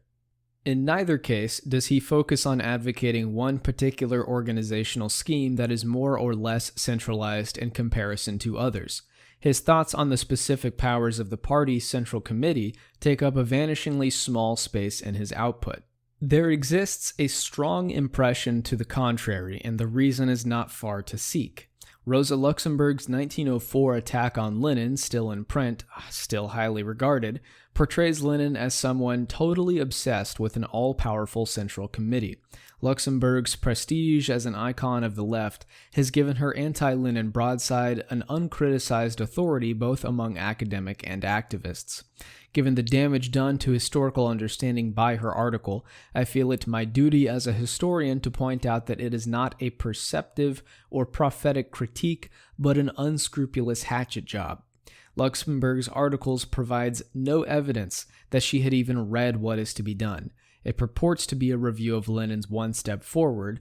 Lenin's book is a blow-by-blow, hour-by-hour account of the Second Congress. Every vote, every debate is analyzed in terms of the emerging split. Two themes predominate. One is that the Iskarite minority tended more and more to end up voting with the anti-Iskarites. The other theme is the inexcusability of the actions of the Iskara minority, first in boycotting, then in taking over the central organ. Luxemburg passes over all of this in total silence. I believe that Luxemburg was handed one step by the Mensheviks, who were organizing the literary campaign against Lenin and who pointed out to her the notorious passages about factory discipline and Jacobins. Luxemburg had better things to do than actually read Lenin's long, obsessive polemic, but instead relied on the anti-Iskra critique earlier deployed by her friend and mentor Boris Khrushchevsky. Indeed, her article can be called Khrushchevsky's Revenge. Due to this article's prestige, Khrushchevsky's main charge, that Iskra was so obsessed with rigid tactics plan that it would miss the revolution, became inextricably attached to Lenin and What Is to Be Done. Throughout her article, Luxemburg keeps pounding away at one theme. Lenin wants a dictatorial central committee to reduce everyone else in the party to automata. Quote, ultra-centralist tendency. The Central Committee is the only active nucleus in the party, and all the remaining organizations are merely its tools for implementation. Absolute blind submission of the individual organs of the party to their central authority. Mechanical submission of the party's militants to their central authority. A central authority that alone thinks, acts, and decides for everyone. The lack of will and thought in a mass of flesh with many arms and legs moving mechanically to the baton, zombie-like obedience, absolute power and authority of a negative kind, sterile spirit of the night watchman, strict despotic centralism, the straitjacket of bureaucratic centralism that reduces the militant workers to a docile instrument of a committee, an all-knowing and ubiquitous central committee. End quote. I find it surprising that this rhetorical overkill did not arouse anyone's suspicions. Do people really believe that Lenin desired and indeed openly advocated unthinking zombie-like obedience? We may, if we wish, excuse Luxemburg's melodramatic characterization as exuberant polemics. A more direct proof of her article's lack of connection with reality is the exclusive focus on the power of the Central Committee. If there is one issue that did not separate Mensheviks and Bolsheviks, it was the official definition of the functions of the Central Committee. In the rules accepted unanimously at the Second Congress, the Central Committee is given the power to organize committees, guide their activity, and unite the entire activity of the party. These basic powers, along with more specific ones, such as administrating party finances, remain unchanged in all later pre-war versions of the party rules, including the Fourth Unity Congress in 1906, at which the Mensheviks had a majority. At no time in 1904 did the Mensheviks demand a change of this definition. The rules adopted at the Second Congress also specified that all party organizations were autonomous in regard to activities exclusively within their functions. The Bolsheviks supported these rules and did not demand the local committees leave all their thinking to the Central Committee. What did change in the rules over time were the relations between the various central institutions. The positions taken on this issue are rather unexpected. Lenin had a scheme, one of his few concrete organizational proposals, which he persuaded the Second Congress to adopt. According to this scheme, the party had three central institutions: a central committee, a central editorial board, and a party council. Both the Central Editorial Board and the Central Committee were elected directly by a party congress. The Central Editorial Board was given the task of ideological guidance, while the Central Committee was restricted to directing practical activity. Thus, the Central Editorial Board and the Central Committee were completely independent institutions with independent missions. In order to adjudicate the inevitable conflicts, Lenin's scheme included a party council. The Central Editorial Board and the Central Committee would each name two members of this council, with a fifth member elected directly by the Congress. Since this fifth member would cast the deciding vote, he would have the closest thing to dictatorial power within the party. The Second Congress elected Plekhanov as the fifth council member. The Mensheviks first defined their organizational position in opposition to this scheme, because it subordinated the Central Committee to the Central Editorial Board. They accused Lenin of using the Central Editorial Board to impose a theocracy, Axelrod's term, over the party. They therefore took up the cudgels for the Central Committee. Of course, when they themselves took over the Central Editorial Board, they made no attempt to limit its power. On the contrary, they opened up a campaign against the Central Committee, because it appeared to be a bastion for Lenin and his supporters. Meanwhile, many Bolsheviks were also having second thoughts. Bogdanov pointed out in 1904 that Lenin's scheme almost guaranteed destructive conflict because it set up two independent central institutions. Consequently, the purely Bolshevik Third Congress in early 1905 changed the rules and subordinated the Central Editorial Board to the Central Committee. Lenin himself remained unconvinced by Bogdanov's reasoning and protested against the change. The following picture results. In the name of more efficient centralism, the Bolsheviks defy Lenin and move in the direction of Menshevik complaints about the theocratic Central Editorial Board. All this shuffling and reshuffling of central party institutions are perhaps of minor significance in themselves, but they do reveal Rosa Luxemburg's picture of Lenin's devotion to an all-devouring central committee as the baseless nonsense that it is. Intelligentni and workers. Quote, I have long advocated in my published works that workers should be recruited onto the committees in the greatest possible number. End quote. Lenin, 1905. The Bolsheviks are usually cast in the role of the defenders of intelligentsia hegemony in the party. In what is to be done according to this scenario, Lenin demanded a party consisting of intelligentsia professional revolutionaries, since workers could not be trusted. In 1904, the Mensheviks rose up against this intelligentsia hegemony in the name of proletarian samodityanist. Some writers, particularly those in the activist tradition, add an ironic coda to this story. In 1905, Lenin was so carried away with the unexpected revolutionary actions of the workers that he reversed track and demanded that workers be recruited into party committees. This shocked the Bolsheviks, who had grown up on the what is to be done philosophy of excluding workers. At the Bolshevik Third Congress in 1905, the Bolshevik faction defeated their own leader's resolution on the subject. At earlier points in this commentary, we have touched on the various profound difficulties of this story. In Chapter 4, we looked at the social democratic consensus on the subject, a consensus that was neither worker-phile nor worker-phobe, neither anti-intellectual nor anti-worker. In Chapter 7, we looked at the role assigned to workers and what is to be done. In Chapter 8, we saw that party members were not restricted to revolutionaries by trade, and that revolutionaries by trade were not restricted to intellectuals. We also looked at figures on the actual composition of the party by social origin. In this chapter, we will wrap things up by taking the story through the party debates of 1904 and the Bolshevik Third Congress in 1905. In 1904, neither Mensheviks nor Bolsheviks stepped outside the earlier consensus on this issue. No one wanted to exclude the workers as such from the party or from local and central leadership. On the contrary, everyone saw purposive workers or intelligentsia workers as the key to the party's future. Everyone wanted to increase the number of purposive workers and to encourage them in every way. A viable underground organization was unthinkable without the participation of purposive workers at all levels. Everyone realized that Intelligentny had played the major role in bringing the social democratic message to Russia and laying the foundations of party organization. Everyone thought that this was an inevitable anomaly in the course of being corrected. All would have agreed with Lenin's statement that the role of the intelligentsia comes to this, to make it unnecessary to have special leader guides from the intelligentsia. On the other hand, all opposed the slogan of a purely worker movement. Social democracy wanted to convert the workers, not reflect their views, democratically or otherwise. In order to join the party, and even more, to be placed in a position of leadership, a worker had to be purposive, that is, someone who understood what social democracy was all about and who was fully committed to it.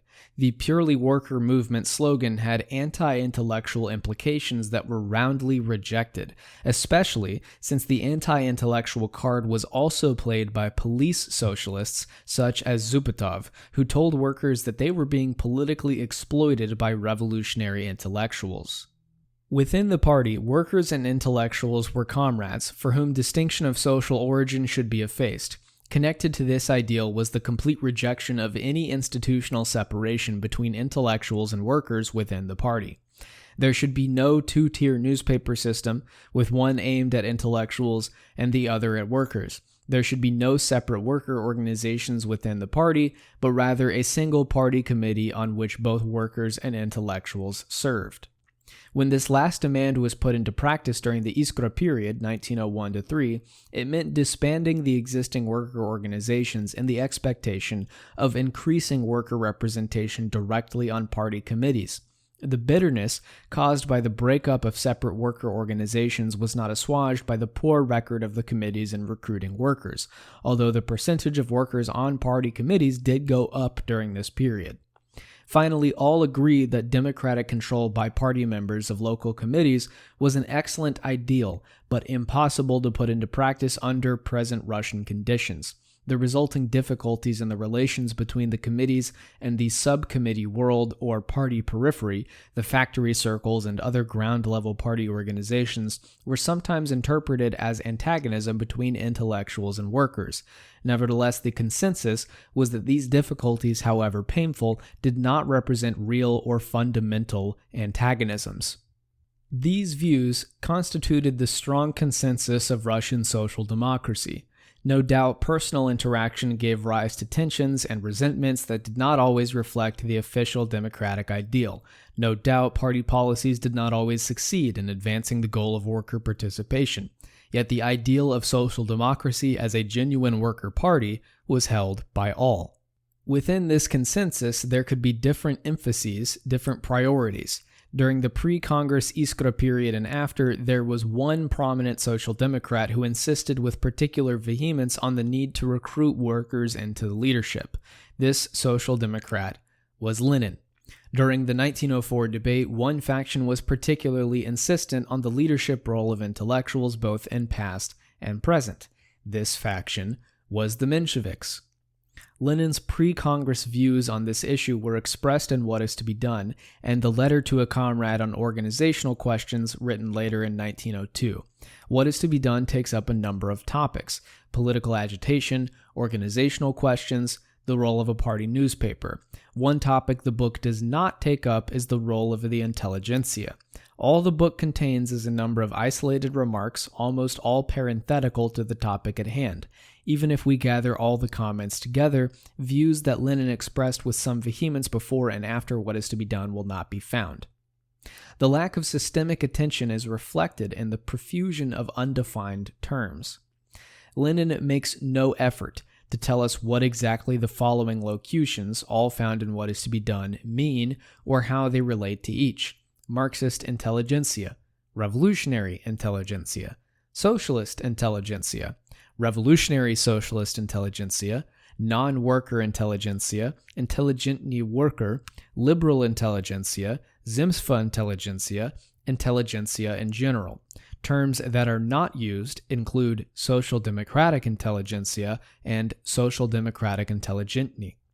The overall portrait of the party intelligentsia that emerges from these various offhand remarks is not a particularly flattering one. Running through the book is a contrast between the revolutionary workers and the party intelligentsia who have failed to fulfill their own responsibilities.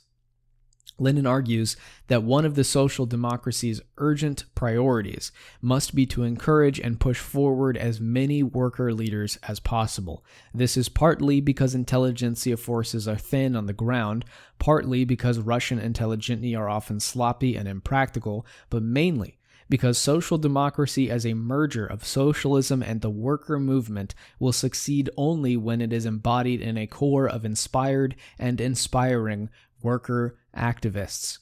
In his most eloquent passage on this theme, he says that the stihийный upsurge of the worker mass will lead to more and more workers being pushed forward as genuine praktiki. When the party has a core of workers who have learned the skills of the revolutionary trade, it will be unbeatable, because these activists will be completely dedicated to the revolution and also enjoy the utmost trust of the wide worker masses. And, Lenin adds, it is the direct fault of present party members that they do not urge the workers to acquire revolutionary skills in the same way as intelligentsia. In What is to be Done, Lenin is talking about underground revolutionary activists in general. The Letter to a Comrade is focused more on institutional details, including the membership of the local party committees. On this subject, he gives the following advice. Quote, the local party committee should include, to the extent possible, all the chief leaders of the worker movement from among the workers themselves. It is especially necessary to try to ensure that as many workers as possible become completely purposive revolutionaries by trade and end up on the committee. End quote. At the end of 1904, Lenin quoted these words and issued a challenge. Show me any statement in the Russian social democratic literature that calls for worker recruitment on the committees as clearly and urgently as I did in 1902. Nobody responded to this challenge, which still stands for advocates of the textbook interpretation. In 1903 and 4, Lenin's rhetoric took on a more stridently anti-intellectual tone. As we've seen, the central Bolshevik accusation was that the Iskra editors refused to submit to the authority of the party congress and regarded Iskra as their personal property. Lenin accompanied this accusation with much rhetoric about intelligentsia indiscipline and intelligentsia anarchism, as opposed to a proletarian sense of discipline and collectivism. This new emphasis in his polemics was not inconsistent with his remarks in What is to be Done and elsewhere. Lenin's contrast between worker aptitude and intelligentsia lack of aptitude for organization was something of a social democratic commonplace, and Lenin was able to cite Kautsky on the issue. This did not prevent some social democrats from concluding that Lenin's aggressive use of this theme strayed close to impermissible intelligentsia baiting. One such social democrat was Rosa Luxemburg. What, she asked in her 1904 critique of Lenin, is Lenin's greatest fear? Answer: the fear that the worker movement will be turned into a tool for the bourgeois intelligentsia's lust for power. She speaks of a Lenin-type fear of the catastrophic influence of the intelligentsia on the proletarian movement. She warns Lenin that he is outside the social democratic consensus on this point. An intense emphasis on the innate propensity of proletarians for social democratic organization, and a suspicion of the intelligentsia elements of social democratic movements is in and of itself no expression of revolutionary Marxism. As examples of Lenin-style worker worship, she points to French syndicalists, English trade unionists, and even the pure economism of the former Petersburg paper, Рабочая мысль, with its transfer of Trudunyanist narrowness into autocratic Russia.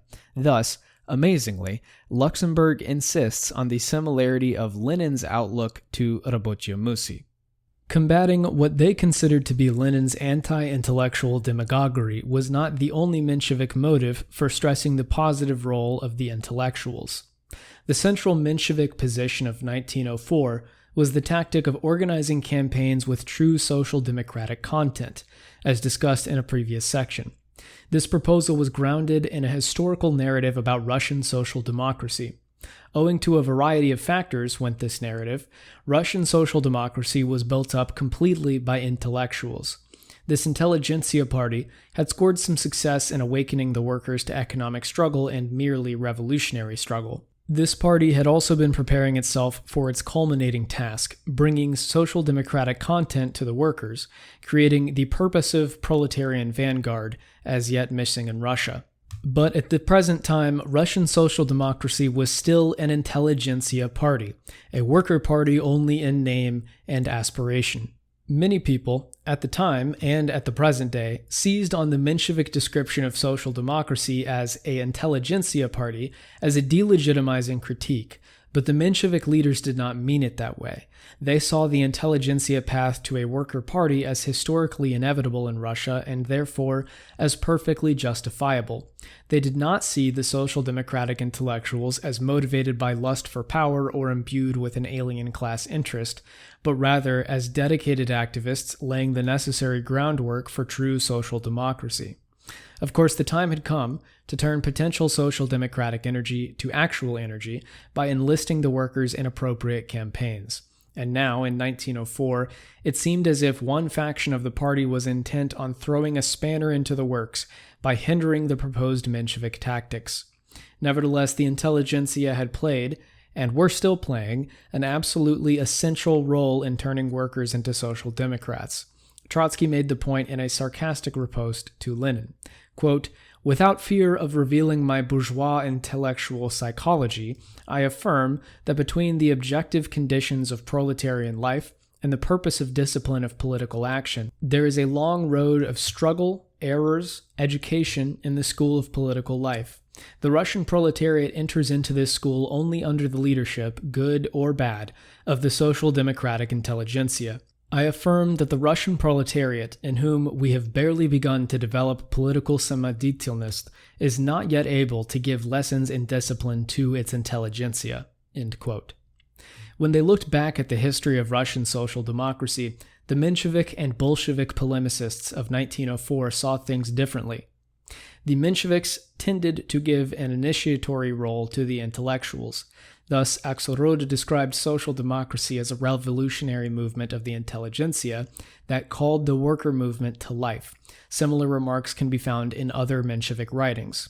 Bolshevik accounts relied on a more interactive version of the merger narrative, in which the worker movement had a more independent existence and often influenced and inspired the socialists. Olminsky and Bogdanov presented a much different picture of the history of the party. Quote, "According to the Menshevik version of events, it is the intelligentsia which thinks up tactics, the intelligentsia which criticizes and changes them, the intelligentsia which draws into the worker movement. In a word, it is the navel of the universe." In reality, when the underground worker movement in the latter half of the 1890s revealed itself to the world, it shone with a bright flame that illuminated the path for the intelligentsia and awoke its desires for liberation from autocratic oppression. The sunflower/intelligentsia strained toward the worker sun. In the pamphlet by Panin published by the Minority, you will find a concrete picture of how the proletarian vanguard actively adjusted the intelligentsia and its tactics to the needs of the worker movement. End quote. The Bolsheviks also disputed the term intelligentsia party as an appropriate label for Russian social democracy in 1904. Bogdanov granted that the intelligentsia played a relatively larger role in Russia than in other countries, and also that the party committees, the key link in the local hierarchy, were mostly staffed by intellectuals. Nevertheless, he insists that only someone unacquainted with the realities of the Russian underground would deny its essentially proletarian character.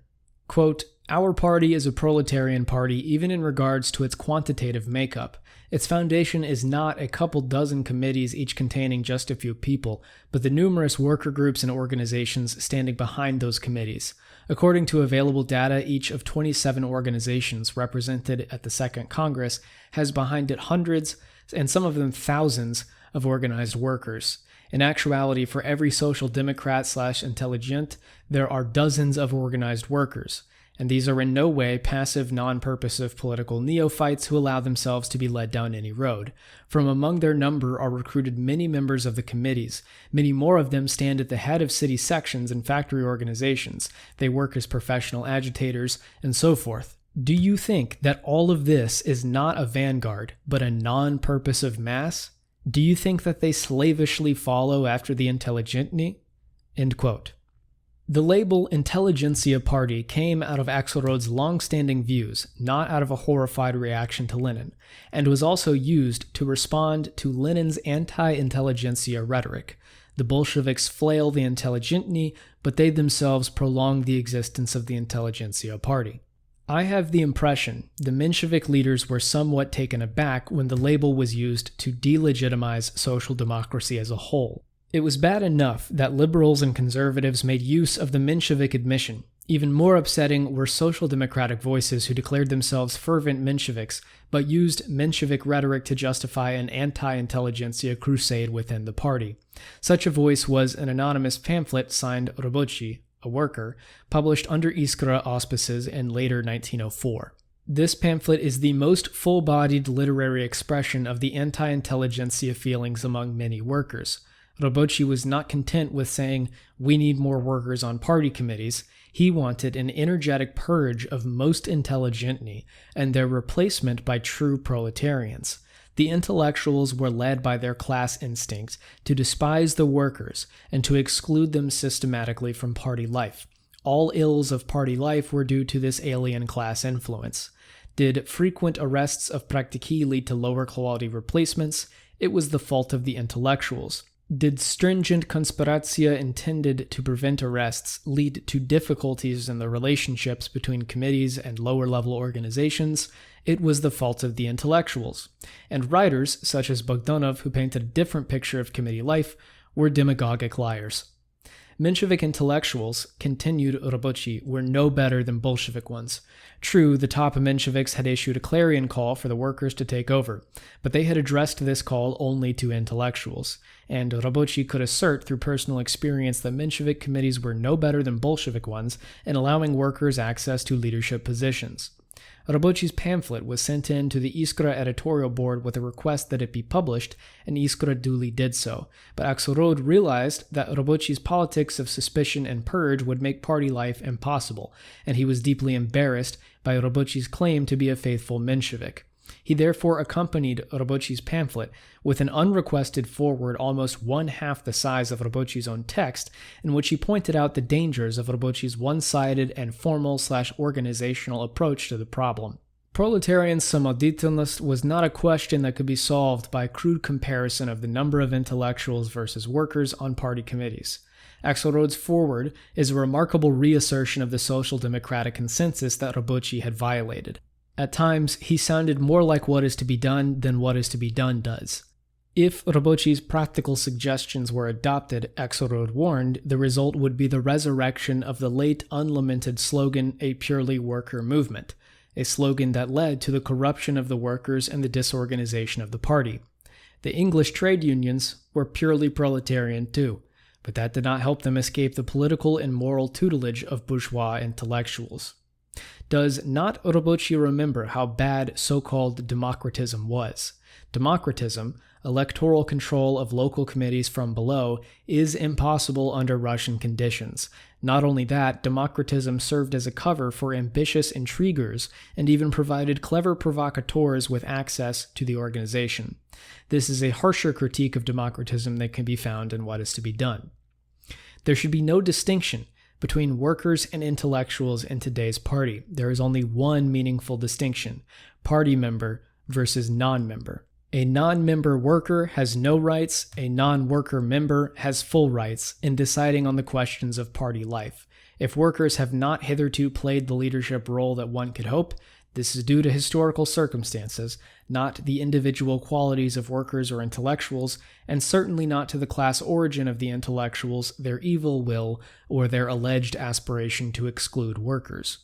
Axelrod does blame the Bolsheviks for their frustration, felt by Robochi and his peers, but not because he sees the Bolsheviks as defenders of intelligentsia hegemony. Rather, their factionalism has crippled local party life so that eager workers like Robochi do not receive directives for action even as they observe the advancing revolutionary storm. The implication is that if Robochi had been given something useful to do, he would stop worrying so much about whether or not he was on the committee. Axelrod again reaffirms the historical role of the intellectual as the exclusive uniting and organizing element in the process of the formation of our party. Back in the days when the party was starting up, even the purpose of workers were extremely backward compared to the intellectuals. On the other hand, Axelrod seems to retract his label of intelligentsia party for present-day Russian social democracy. In fact, he sounds much closer to the Bolshevik Bogdanov than he does to the Menshevik Robochi. After reaffirming that the party was a purely intelligentsia one in the beginning, he goes on to say, quote, "At the present time, purposively revolutionary workers make up the main detachments of the Social Democratic Party, a party that has pushed into the background the purely intelligentsia revolutionary factions, that expresses the interests and aspirations of the proletariat, and that strives for an unbreakable fusion with its actively revolutionary elements." End quote. Lenin wrote a review of Robochi's pamphlet and Axelrod's foreword. Of course, much of what Robochi said about the overt hostility of the praktiki toward the workers was misinformed, Lenin announced. Misled by his Menshevik mentors, Robochi would be surprised to read in Lenin's letter to a comrade the only clear call in Russian social democratic literature for worker recruitment onto the committees. But his demand for results and his exposé of the gap between Menshevik words and deeds showed proletarian good sense. As for Axelrod, his foreword showed that even the Mensheviks were aghast at the results of their demagoguery. Lenin's review of Robochi, published at the end of 1904, forms the immediate background to Lenin's intervention on this issue at the Bolshevik Third Congress a few months later. While praising himself for the advice he had given on worker recruitment, Lenin was constrained to admit in his review that the advice had not been taken. The record on worker recruitment, especially since the Second Congress, was poor. No guarantee on this issue was possible given the lack of feasibility of democratism, but perhaps something stronger than just the unofficial private advice that he'd already given, say, an official Congress resolution. The story of the consequent debate at the Bolshevik Third Congress, April 1905, has been told many times, especially by those in the activist tradition, and provides substantial support to the textbook interpretation. According to this story, What Is to Be Done had done such a good job in urging the praktiki to mistrust workers that when Lenin himself changed his mind, he could not convince his own followers. The most elaborate modern retelling is by Tony Cliff, who gives substantial excerpts from the debate and concludes that, quote, "Most of the delegates to the Congress were committeemen who were opposed to any move which would tend to weaken their authority over the rank and file. Buttressing themselves with quotations from What Is to Be Done, they called for extreme caution in admitting the workers into the committees, and condemned playing at democracy. The unfortunate Lenin had to persuade his supporters to oppose the line proposed in What Is to Be Done." End quote. All of this is totally false. No one at the Congress was opposed to the idea of having as many workers as possible on the committees. In fact, one motive for opposition to the proposed resolution was that it stated a self-evident goal without saying how to achieve it. What is to be done was not even mentioned in the debate, and everyone was well aware of Lenin's long-standing position in favor of workers. The Congress majority had various objections to the text of the resolution drafted mainly by Bogdanov and supported by Lenin. Thus, while the Bogdanov-Lenin resolution was defeated, another resolution passed by the Congress emphasized the extreme importance of having as many workers as possible on the local committees. All in all, the debate as it actually transpired at the Third Congress does fatal damage to the textbook interpretation. The case of the Congress majority opposed to the Bogdanov-Lenin resolution might be paraphrased as follows. We all agree that there should be as many workers as possible on the committees, and we all agree that the number of such workers at present is very unsatisfactory. The cause of this situation, however, is not the attitude of the present committee members or anything that can be fixed by passing a resolution. There are a host of objective problems that need to be addressed. To pass a resolution making worker recruitment obligatory would be ridiculous. To pass a resolution that repeats platitudes about worker recruitment without pointing out concrete means of improvement would also be useless. To pass a resolution that points out all the objective problems would also be counterproductive, since we would go on record as saying, nothing much can be done immediately. Better not to have a resolution at all. Or, preferably, we should state our commitment to worker recruitment in a resolution that points out a practical solution, such as a resolution on propaganda, in the technical sense of intensive preparation of a few outstanding individuals. The Congress debate was thus about empirical ways and means rather than a clash in values.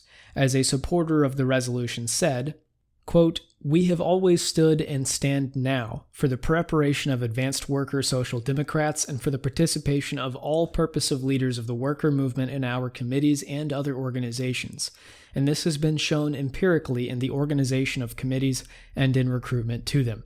End quote. What the Bogdanov-Lenin resolution essentially demanded was affirmative action to increase worker representation, and the opposing sides adopted attitudes familiar from other debates over affirmative action.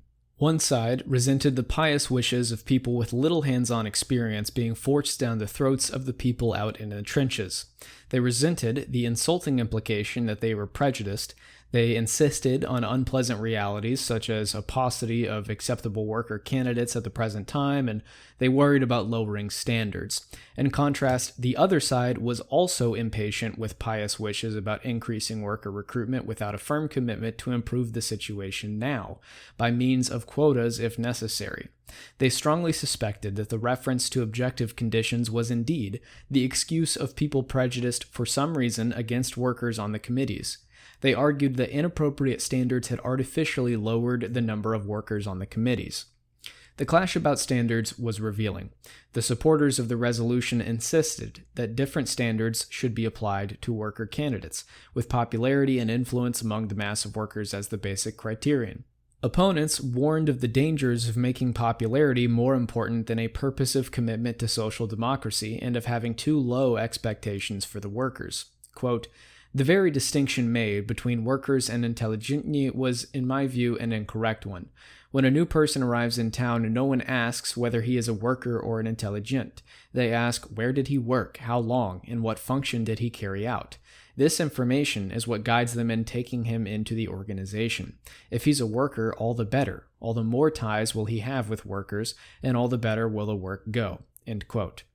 The back and forth in the debate about the presence or absence of objective conditions is very instructive about life in the underground. Here, I will only list the various concerns. Have we gone too far away from propaganda aimed at creating worker leaders and toward agitation aimed at awakening the mass of workers? Are we so rigid about conspiratia that the necessary contact and consultation between the committee and the periphery, lower-level party organizations, is eroded? Can we overcome the difficulties created by the necessary absence of electoral democratism? Have we allowed the party split to make us too timid about recruiting newcomers? Are we rising to the challenge presented by the rapid expansion of worker activity in the present, spring 1905, revolutionary atmosphere? The overall impression of the debate is a group of people who are all committed to the same goal, increasing worker representation on the committees, and who are arguing about the empirical causes of and remedies for the present unsatisfactory situation. And as usual in an empirical debate of this kind, Lenin is energetically on the side with the more optimistic assumptions. At one point he observes, "Here's a strange thing. There are all of 3 literateurs at the Congress, and the rest are committee members. Yet the literateurs are for getting workers on the committees, while the committee members are for some reason getting all upset." Reading this comment, the thought might occur that perhaps the committee members had a more realistic understanding of conditions on the ground than émigré literateurs such as Lenin. In any event, Lenin's emotional commitment cannot be gainsaid. Constantly interrupting, shouting bravo or shame as the case required, he made his feelings perfectly known. As he truly said, "I cannot sit here calmly when people say that there are no workers capable of committee work." Our long survey of Lenin's various intra-party disputes ends with the Third Congress in spring 1905. Perhaps the best picture of the hopes and expectations reflected in what is to be done about worker participation in Russian social democracy comes from an earlier document. This is a letter written to him in summer 1902, right after the publication of What is to be Done by I. Radchenko, a lifelong Bolshevik. He wrote to Lenin from Petersburg and was full of unrealistic optimism about Iskra's chances for easy success in Petersburg. This circumstance only strengthens the interest of this not-for-publication document as an indication of what Lenin and the people close to him counted on from the workers. Radchenko had some trouble locating workers to interview, but he finally tracked down some purposive metal workers. He informed Lenin that, "You cannot imagine how disgusted the workers here are with the intelligentsia." Radchenko puts the blame for this situation entirely on the intelligentsia. Radchenko reports that the workers took kindly to him personally, partly because they were surprised, given the summer season, that he was not at his dacha. In his long conversation with these workers, he heard many complaints about sloppy and ineffective organization of, for example, demonstrations. Quote, "In this conversation, I heard citations from What is to be Done, if not word for word, then in its spirit. I sat there and was happy for Lenin. This shows, I thought, what he was able to do. It was clear to me that the people talking with me had read him and there was no need for me to summarize his argument. I had only to touch on some points of principle and set out in concrete detail the plan for all Russian work that Lenin recommended. So I mentioned to them, 'Well, you've read What is to be Done, haven't you?' 'What's that? We haven't read any such book.' 'Well, maybe one of your comrades.' 'No,' they answered in one voice, 'we haven't run across it.' Those jerks on the present Social Democratic Committee, they grabbed up 75 copies, but didn't give any to the workers. I was struck. Before me sat the Lenin type, people longing for the revolutionary trade. I was happy for Lenin, who sits 1,000,000 miles away, barricaded by bayonets, cannon, borders, border guards, and other attributes of the autocracy. And he sees how people work here on the shop floor, what they need, and what they will become. Believe it, my friends. Soon we will see our Babels. Genuine lathe-turners, revolutionaries. Before me sat people longing to get down to business, not like the local intelligentsia, who treat revolutionary work like a dessert after dinner. No, these people want to get down to business in the way that you take up a chisel, a hammer, a saw. Take it with your two hands and don't let it go until you've finished what you've started, doing everything for the cause, and with the profound faith, I will do this. I say it one more time, this was the happiest moment of my life." End quote. Party norms and the party split. As we've seen, What is to be Done played a rather marginal role in the polemics of 1904. The issues that were closest to the heart of the two factions, the violation of Congress sovereignty for the Bolsheviks and the demand for truly social democratic campaigns for the Mensheviks, had no place in What is to be Done, and would have arisen had Lenin not written the book. The Menshevik attack on Lenin did not focus on what is to be done. Of the two most famous prophecies, one, Luxemburg, did not even mention what is to be done, and the other, Trotsky, only in passing. Insofar as the Mensheviks document their picture of Lenin's views, they relied on various of his offhand remarks from 1903 and 4. On the issue of worker-intelligentsia relations, the consensus is much more fundamental than any clash, but insofar as there is a factional clash on this issue, the Bolsheviks downplayed the positive role of the intellectuals and the Mensheviks emphasized it. And yet, the party discussion of 1904 can hardly be understood without What is to be Done. What is to be Done provides an invaluable guide, not to what separated the two factions, but to what united them, namely the norms of the Russian socialist underground and the vocabulary used to describe them. I say socialist underground in order to include the socialist revolutionaries.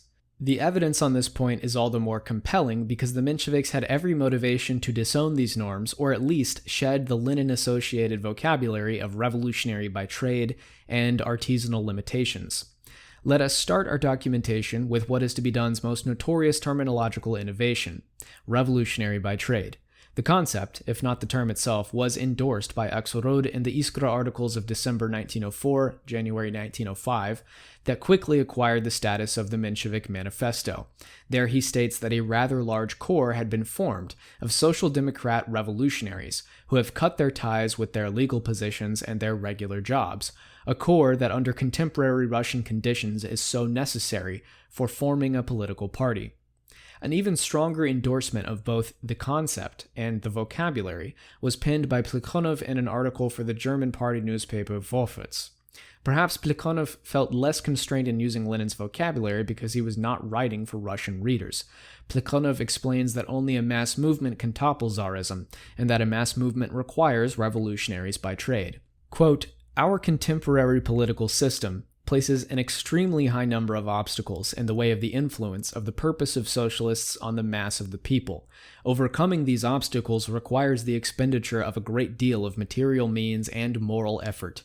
Life has created in our country a whole stratum of so-called revolutionaries by trade, that is, people who dedicate all their time and all their forces to revolutionary activity. These revolutionaries by trade serve as the central and hardly replaceable source of ferment in the masses, and if these people were to devote themselves to terror instead of agitation and propaganda in the worker mass, then the dissemination of revolutionary ideas in these masses would not, of course, stop, but it would undoubtedly become much weaker and slower." End quote. The Menshevik writer Panin took for granted the role of the revolutionary by trade in local organization. In an article mainly devoted to a critique of Lenin's organizational schemes, he writes that at the head of the worker movement of a town stands the committee of the party, consisting as far as possible of revolutionaries by trade, who give all their time and all their strength to the revolutionary cause. Thus, Lenin was perfectly justified when he wrote in 1907 with some pride that the idea of the revolutionary by trade had been implemented by both social democratic factions. If there was anything unique to Bolshevism, it was not the concept of revolutionary by trade. The obverse of the Revolutsanya po Prophecies is kustarnichevstva, artisanal limitations. Lenin's coinage was taken up because it responded to a felt need, so much so that Mensheviks used it even to make their anti-Lenin points. Martov responded to the Bolshevik taunt that none of the Iskra editors had criticized Lenin's organizational plan until they fell out with him by saying, "Yes, we failed to give his detailed organizational proposals a proper critical analysis, but this was due to the artisanal limitations that reigned at the time and against which Iskra had fought."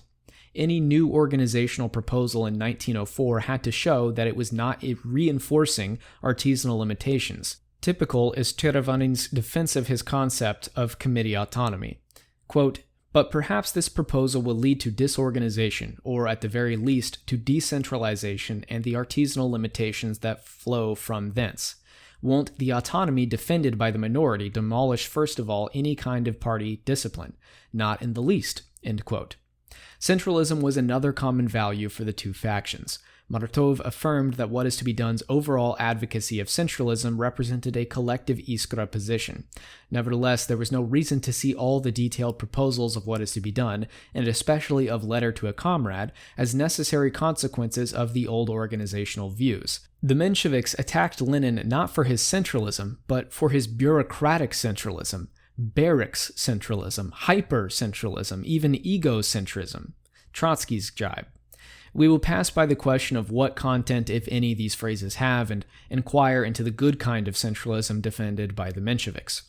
Axelrod continued to endorse the campaign of the old Iskra for a nationally centralized party based on rejecting economism, ideological wavering, and organizational anarchy as elements incompatible with the historical tasks of our movement. Trotsky went out of his way to show his centralist pedigree by citing an unpublished work of his from 1901. That is, as he himself took pains to point out, before the appearance of What is to be Done. Quote, "My report was written under the influence of fragmentary information about the Spring Massacre of 1901, presumably the Obukhov defense. The starting point of the report was as follows. We appear, to use for 100th time this comparison, to be in the position of those inexperienced sorcerers who call to life an enormous force by stereotyped methods, but who are revealed as bankrupts when it becomes necessary to control them. The conclusion must be an all-party organization with a central committee to head it. A Congress called ad hoc will not resolve the issue. The center must be created before it is proclaimed. Such was the train of thought of this unpublished report." End quote. Rosa Luxemburg attacked Lenin for his merciless centralism, but her own centralism was fairly stern.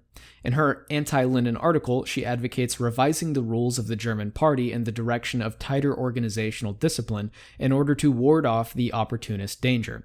But what is possible in Germany is not possible in Russia.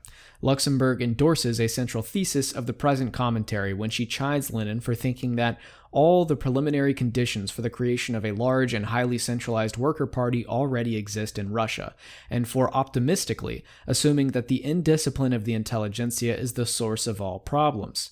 Luxemburg tells Lenin that he needs to cast away ready-made cliches from Western Europe and instead base his organizational prescriptions on conditions in Russia.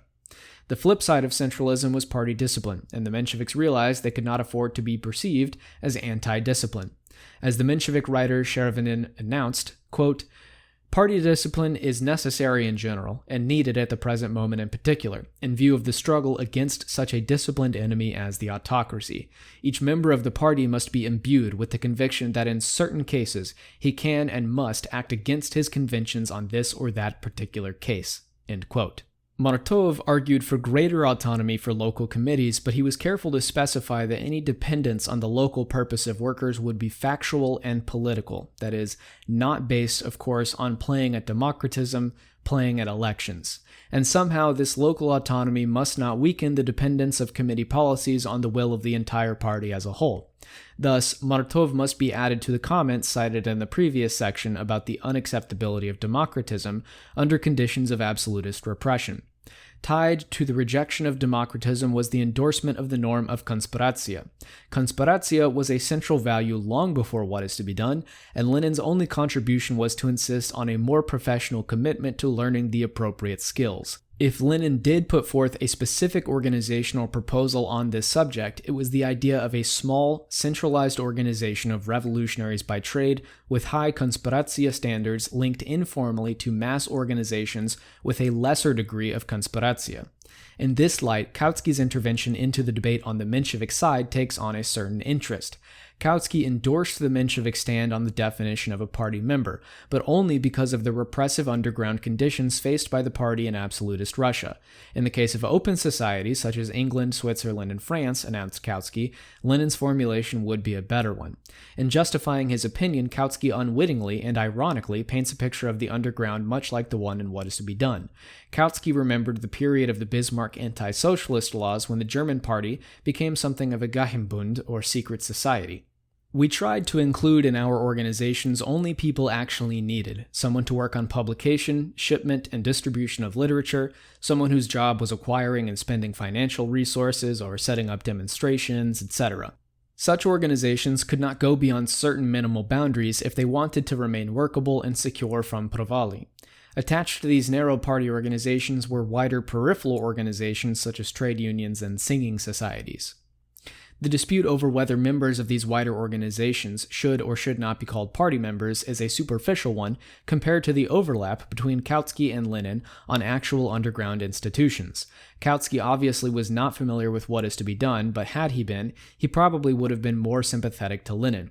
No wonder that Bolshevik polemicists such as Bogdanov claimed that Kautsky really supported Bolshevik organizational principles.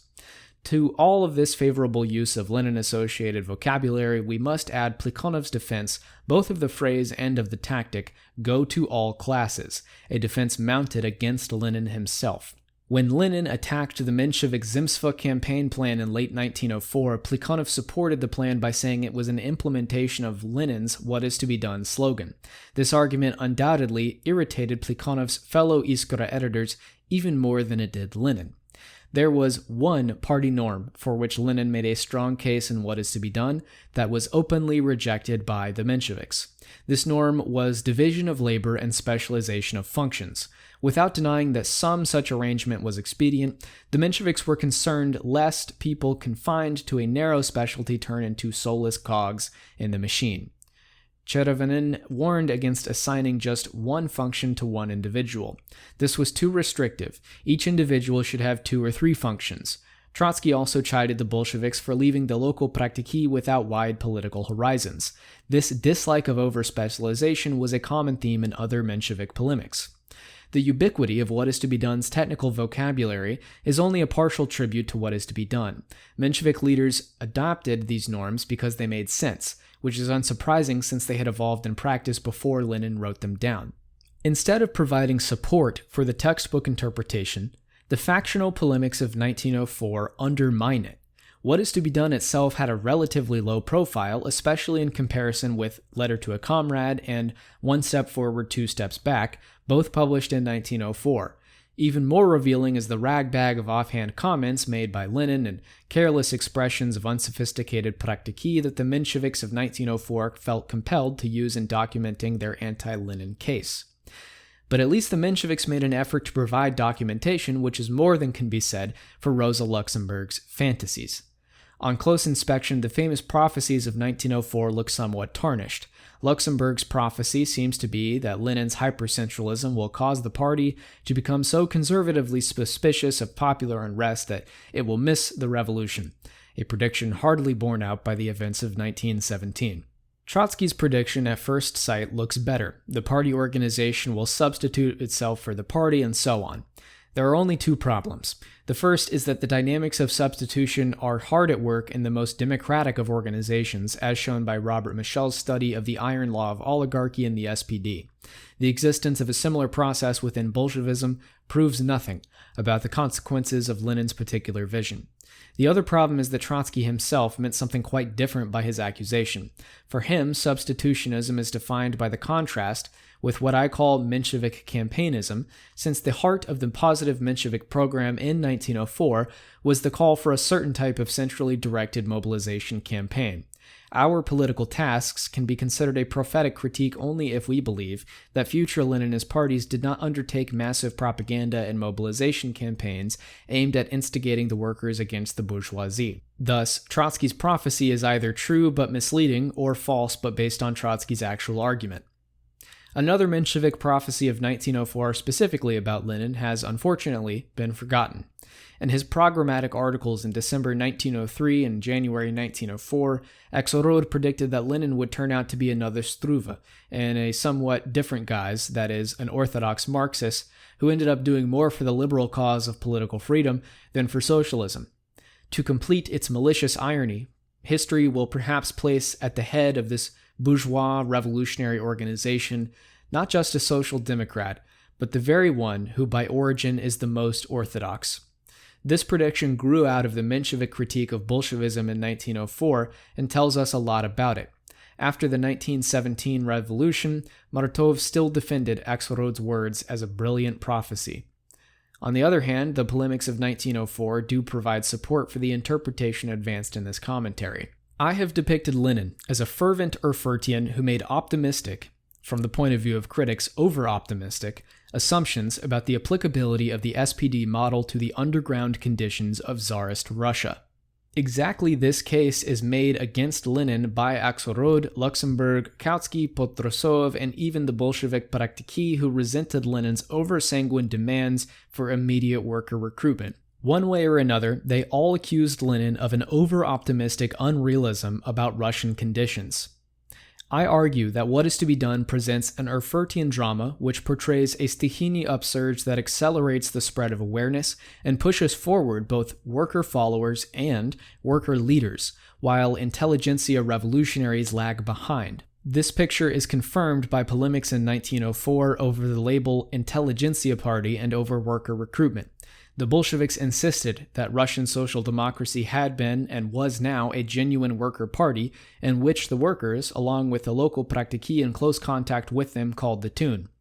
In What is to be Done, Lenin did not so much set forth an organizational plan as insist on the general norms needed for effective operation in the underground. Lenin did not invent these norms. Instead, he gave a name and a rationale to what had emerged from the experience of the praktiki. This accounts for the continued deployment of What is to be Done vocabulary in the polemics of people who were violently opposed to Lenin personally. It also helps to account for the Menshevik retreat on issues such as Congress sovereignty, membership definition, and intelligentsia party. Lenin emerges from this commentary as a man whose urgent priority at this stage in his career was to bring political freedom to Russia. This picture is supported by the Menshevik complaint that the Bolsheviks were too obsessed with the anti-Tsarist democratic revolution and paid too little attention to socialism and the class struggle with exploiters. As the Menshevik Fyodor Dan wrote in his party history many years later, Bolshevism took shape as the bearer of predominantly general democratic and political tendencies of the movement, and Menshevism as the bearer predominantly of its class and socialist tendencies. These words, first published in 1945, found no place in the emerging post-war scholarly consensus about Lenin, what is to be done, and Russian social democracy. In fact, the issues closest to the heart of the two factions in 1904 have been forgotten. The aim of this chapter has been to show why the Bolsheviks were so upset with the organizational opportunism of the Mensheviks, and why the Mensheviks were so upset with the tactical opportunism of the Bolsheviks. Conclusion. At the Bolshevik Third Congress of 1905, one delegate, M.G. Sakaya, gave his personal reaction to what is to be done. These cool but appropriate remarks of a lifelong Bolshevik allow us to put Lenin's book in proper perspective. Sakaya was disturbed at the way some delegates spoke of Leninism and the Leninist spirit of the party rules. He explained his own attitude somewhat as follows. 2 or 3 years ago, I read What is to be Done, and I had a very favorable impression. I did not feel any need to pore over it. I do not think I've read anything by Lenin more than once, because I did not see anything particularly earth-shaking or difficult in it.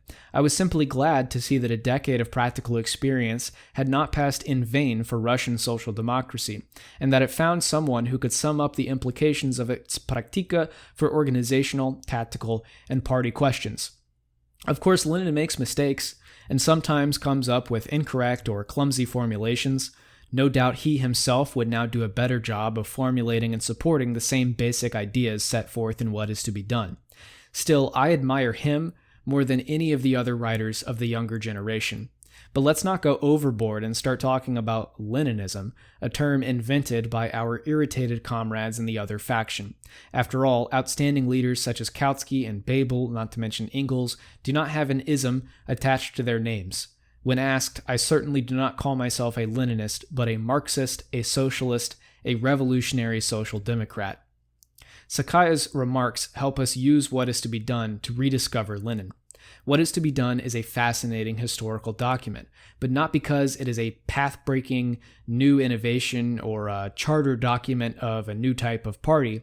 It sums up the aspirations and the practical experience of people who tried to apply a particular set of assumptions to a particular situation. Making the efforts to put what is to be done into context will allow us to recover a sense of those assumptions and that situation. The consensus worry about workers' interpretation has created, instead, a barrier between what is to be done and its context. To make worry about workers the keynote of what is to be done and of Lenin's outlook is not just one-sided or distorted, it is to get Lenin completely wrong. This dire result occurred because scholars allowed themselves to be hypnotized by a non-issue, Lenin's attitude towards spontaneity. Spontaneity is a misleading translation of Stachynost at the best of times, but the reason Lenin used Stachynost so much in What is to be Done was not because of any crise de foi or deep malaise, but simply because Boris Khrushchevsky used the word at length in an attack on Iskra in September 1901. The resulting polemical free-for-all leached all coherent meaning out of the word. Outside of Lenin's clash with Khrushchevsky in Chapter 2 of What is to be Done, the word Stachynost occurs only fitfully in Lenin's writings. Owing to the fatal fascination with spontaneity versus consciousness, the creators of the textbook interpretation looked in the wrong places. They looked at Kachov, Chernyshevsky, and Bakunin instead of Kautsky and Babel, Lafargue, and Gad. They did not uncover the shared assumptions and the empirical clashes that inform Lenin's polemics with fellow social democrats. They did not look at the extensive range of Lenin's writings produced in the Iskra period. When advocates of the textbook interpretation do make a good faith effort to incorporate a wider range of evidence, their picture of Lenin dissolves in a flurry of flip-flops and stick-bending. As we set about the task of rediscovering Lenin's actual outlook, the terms party of a new type and vanguard party are actually helpful, but only if they are applied to the SPD as well as the Bolsheviks. The SPD was a vanguard party, first because it's defined its own mission as filling up the proletariat with the awareness and skills needed to fulfill its own world historical mission, and second because the SPD developed an innovative panoply of methods for spreading enlightenment in combination. The term vanguard party was not used during this period. I do not believe the term can can be found in Lenin's writing, but vanguard was, and this is what people meant by it. Any other definition is historically misleading and confusing. Ultimately, the vanguard outlook derives from the key Marxist assumption that the emancipation of the working classes must be the work of the working classes themselves. Sometimes this dictum is viewed as the opposite of the vanguard outlook, but in actuality, it makes vanguardism almost inevitable. If the proletariat is the only agent capable of introducing socialism, then it must go through some process that will prepare it to carry out that great deed. Even though Martov was a violent critic of what is to be done, he brought out as well as anyone the vanguardist implications of Marx's dictum when he explained its meaning in a 1902 article aimed at a worker audience. The autocratic government and the elite classes, our foes, all have experience, knowledge, and organization. The proletariat must attain these things, but they cannot accomplish that in a day. Each separate worker would be unable to arrive at all of this by his own thought alone, but fortunately that is not necessary. Since all workers everywhere have the same class interest, Russian workers can benefit from the century-long worker liberation struggle in Europe. During this time, the socialist intelligentsia, devoted to the proletariat and, in parts, itself emerging from its ranks, flesh of its flesh, using the knowledge of the present century and the experience of the proletarian struggle, succeeded in working out a socialist science. The Western proletariat has also worked out appropriate political methods, in particular, the Social Democratic Party that represents the interests of the class as a whole. Only this party is capable of creating and of guiding the liberation struggle of the worker class. Only this party is capable of guiding the proletariat at the present moment of revolution.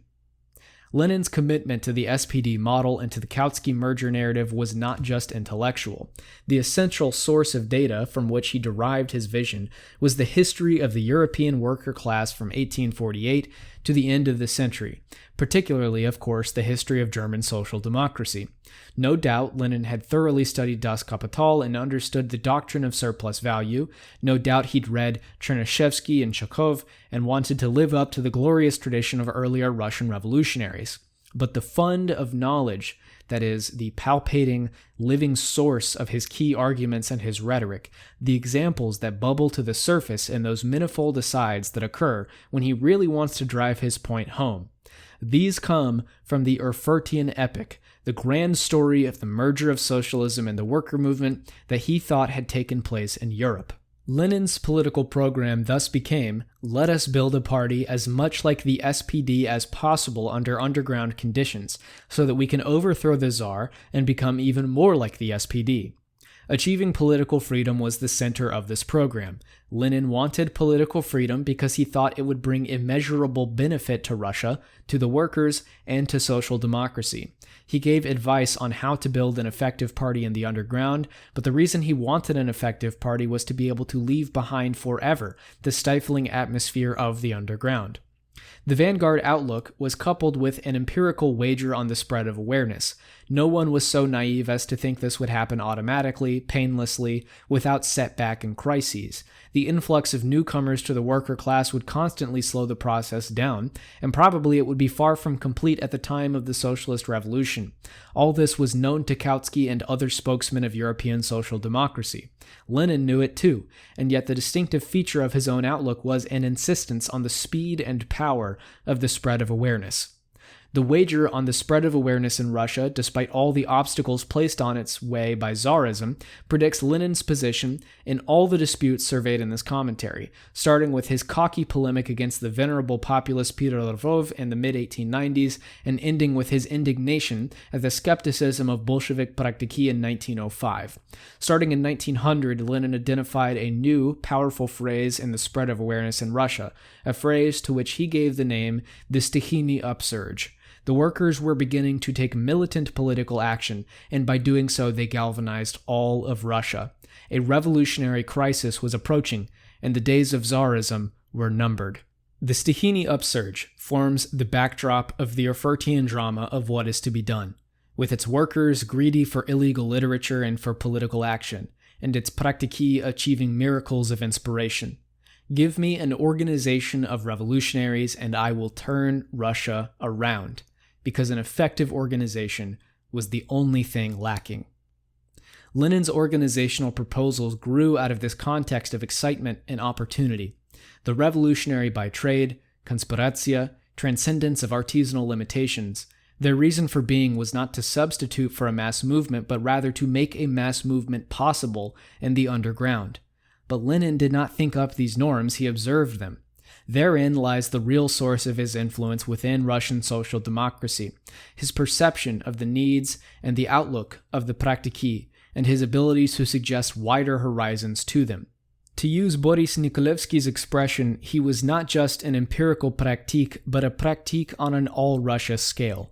Even social democrats who could not stand Lenin, even non-social democrats, had to respect this quality at least to the extent of adopting the vocabulary and norms he popularized. I've tried to convey in this commentary the tone of voice of European and Russian social democrats at a time of revolutionary excitement. It is fitting to end with one more outburst, this time from a 1907 article written by Lenin's literary lieutenant Václav Vorovsky. Quote, Russian social democracy finds itself in exceptionally propitious circumstances. Not a single other worker party was formed and began its struggle with such a high level of purposiveness in the proletariat. If other worker parties had to forge the class awareness of the proletariat by means of long, stubborn, and often unsuccessful blows on cold metal, our social democracy works on fiery hot iron that easily takes the desired shape. We do not yet have the historical tradition of the European worker movement that often becomes a huge brake on its development. Our entire tradition is this: the passionate faith in the good news of socialism and an inextinguishable longing for knowledge and struggle. End quote.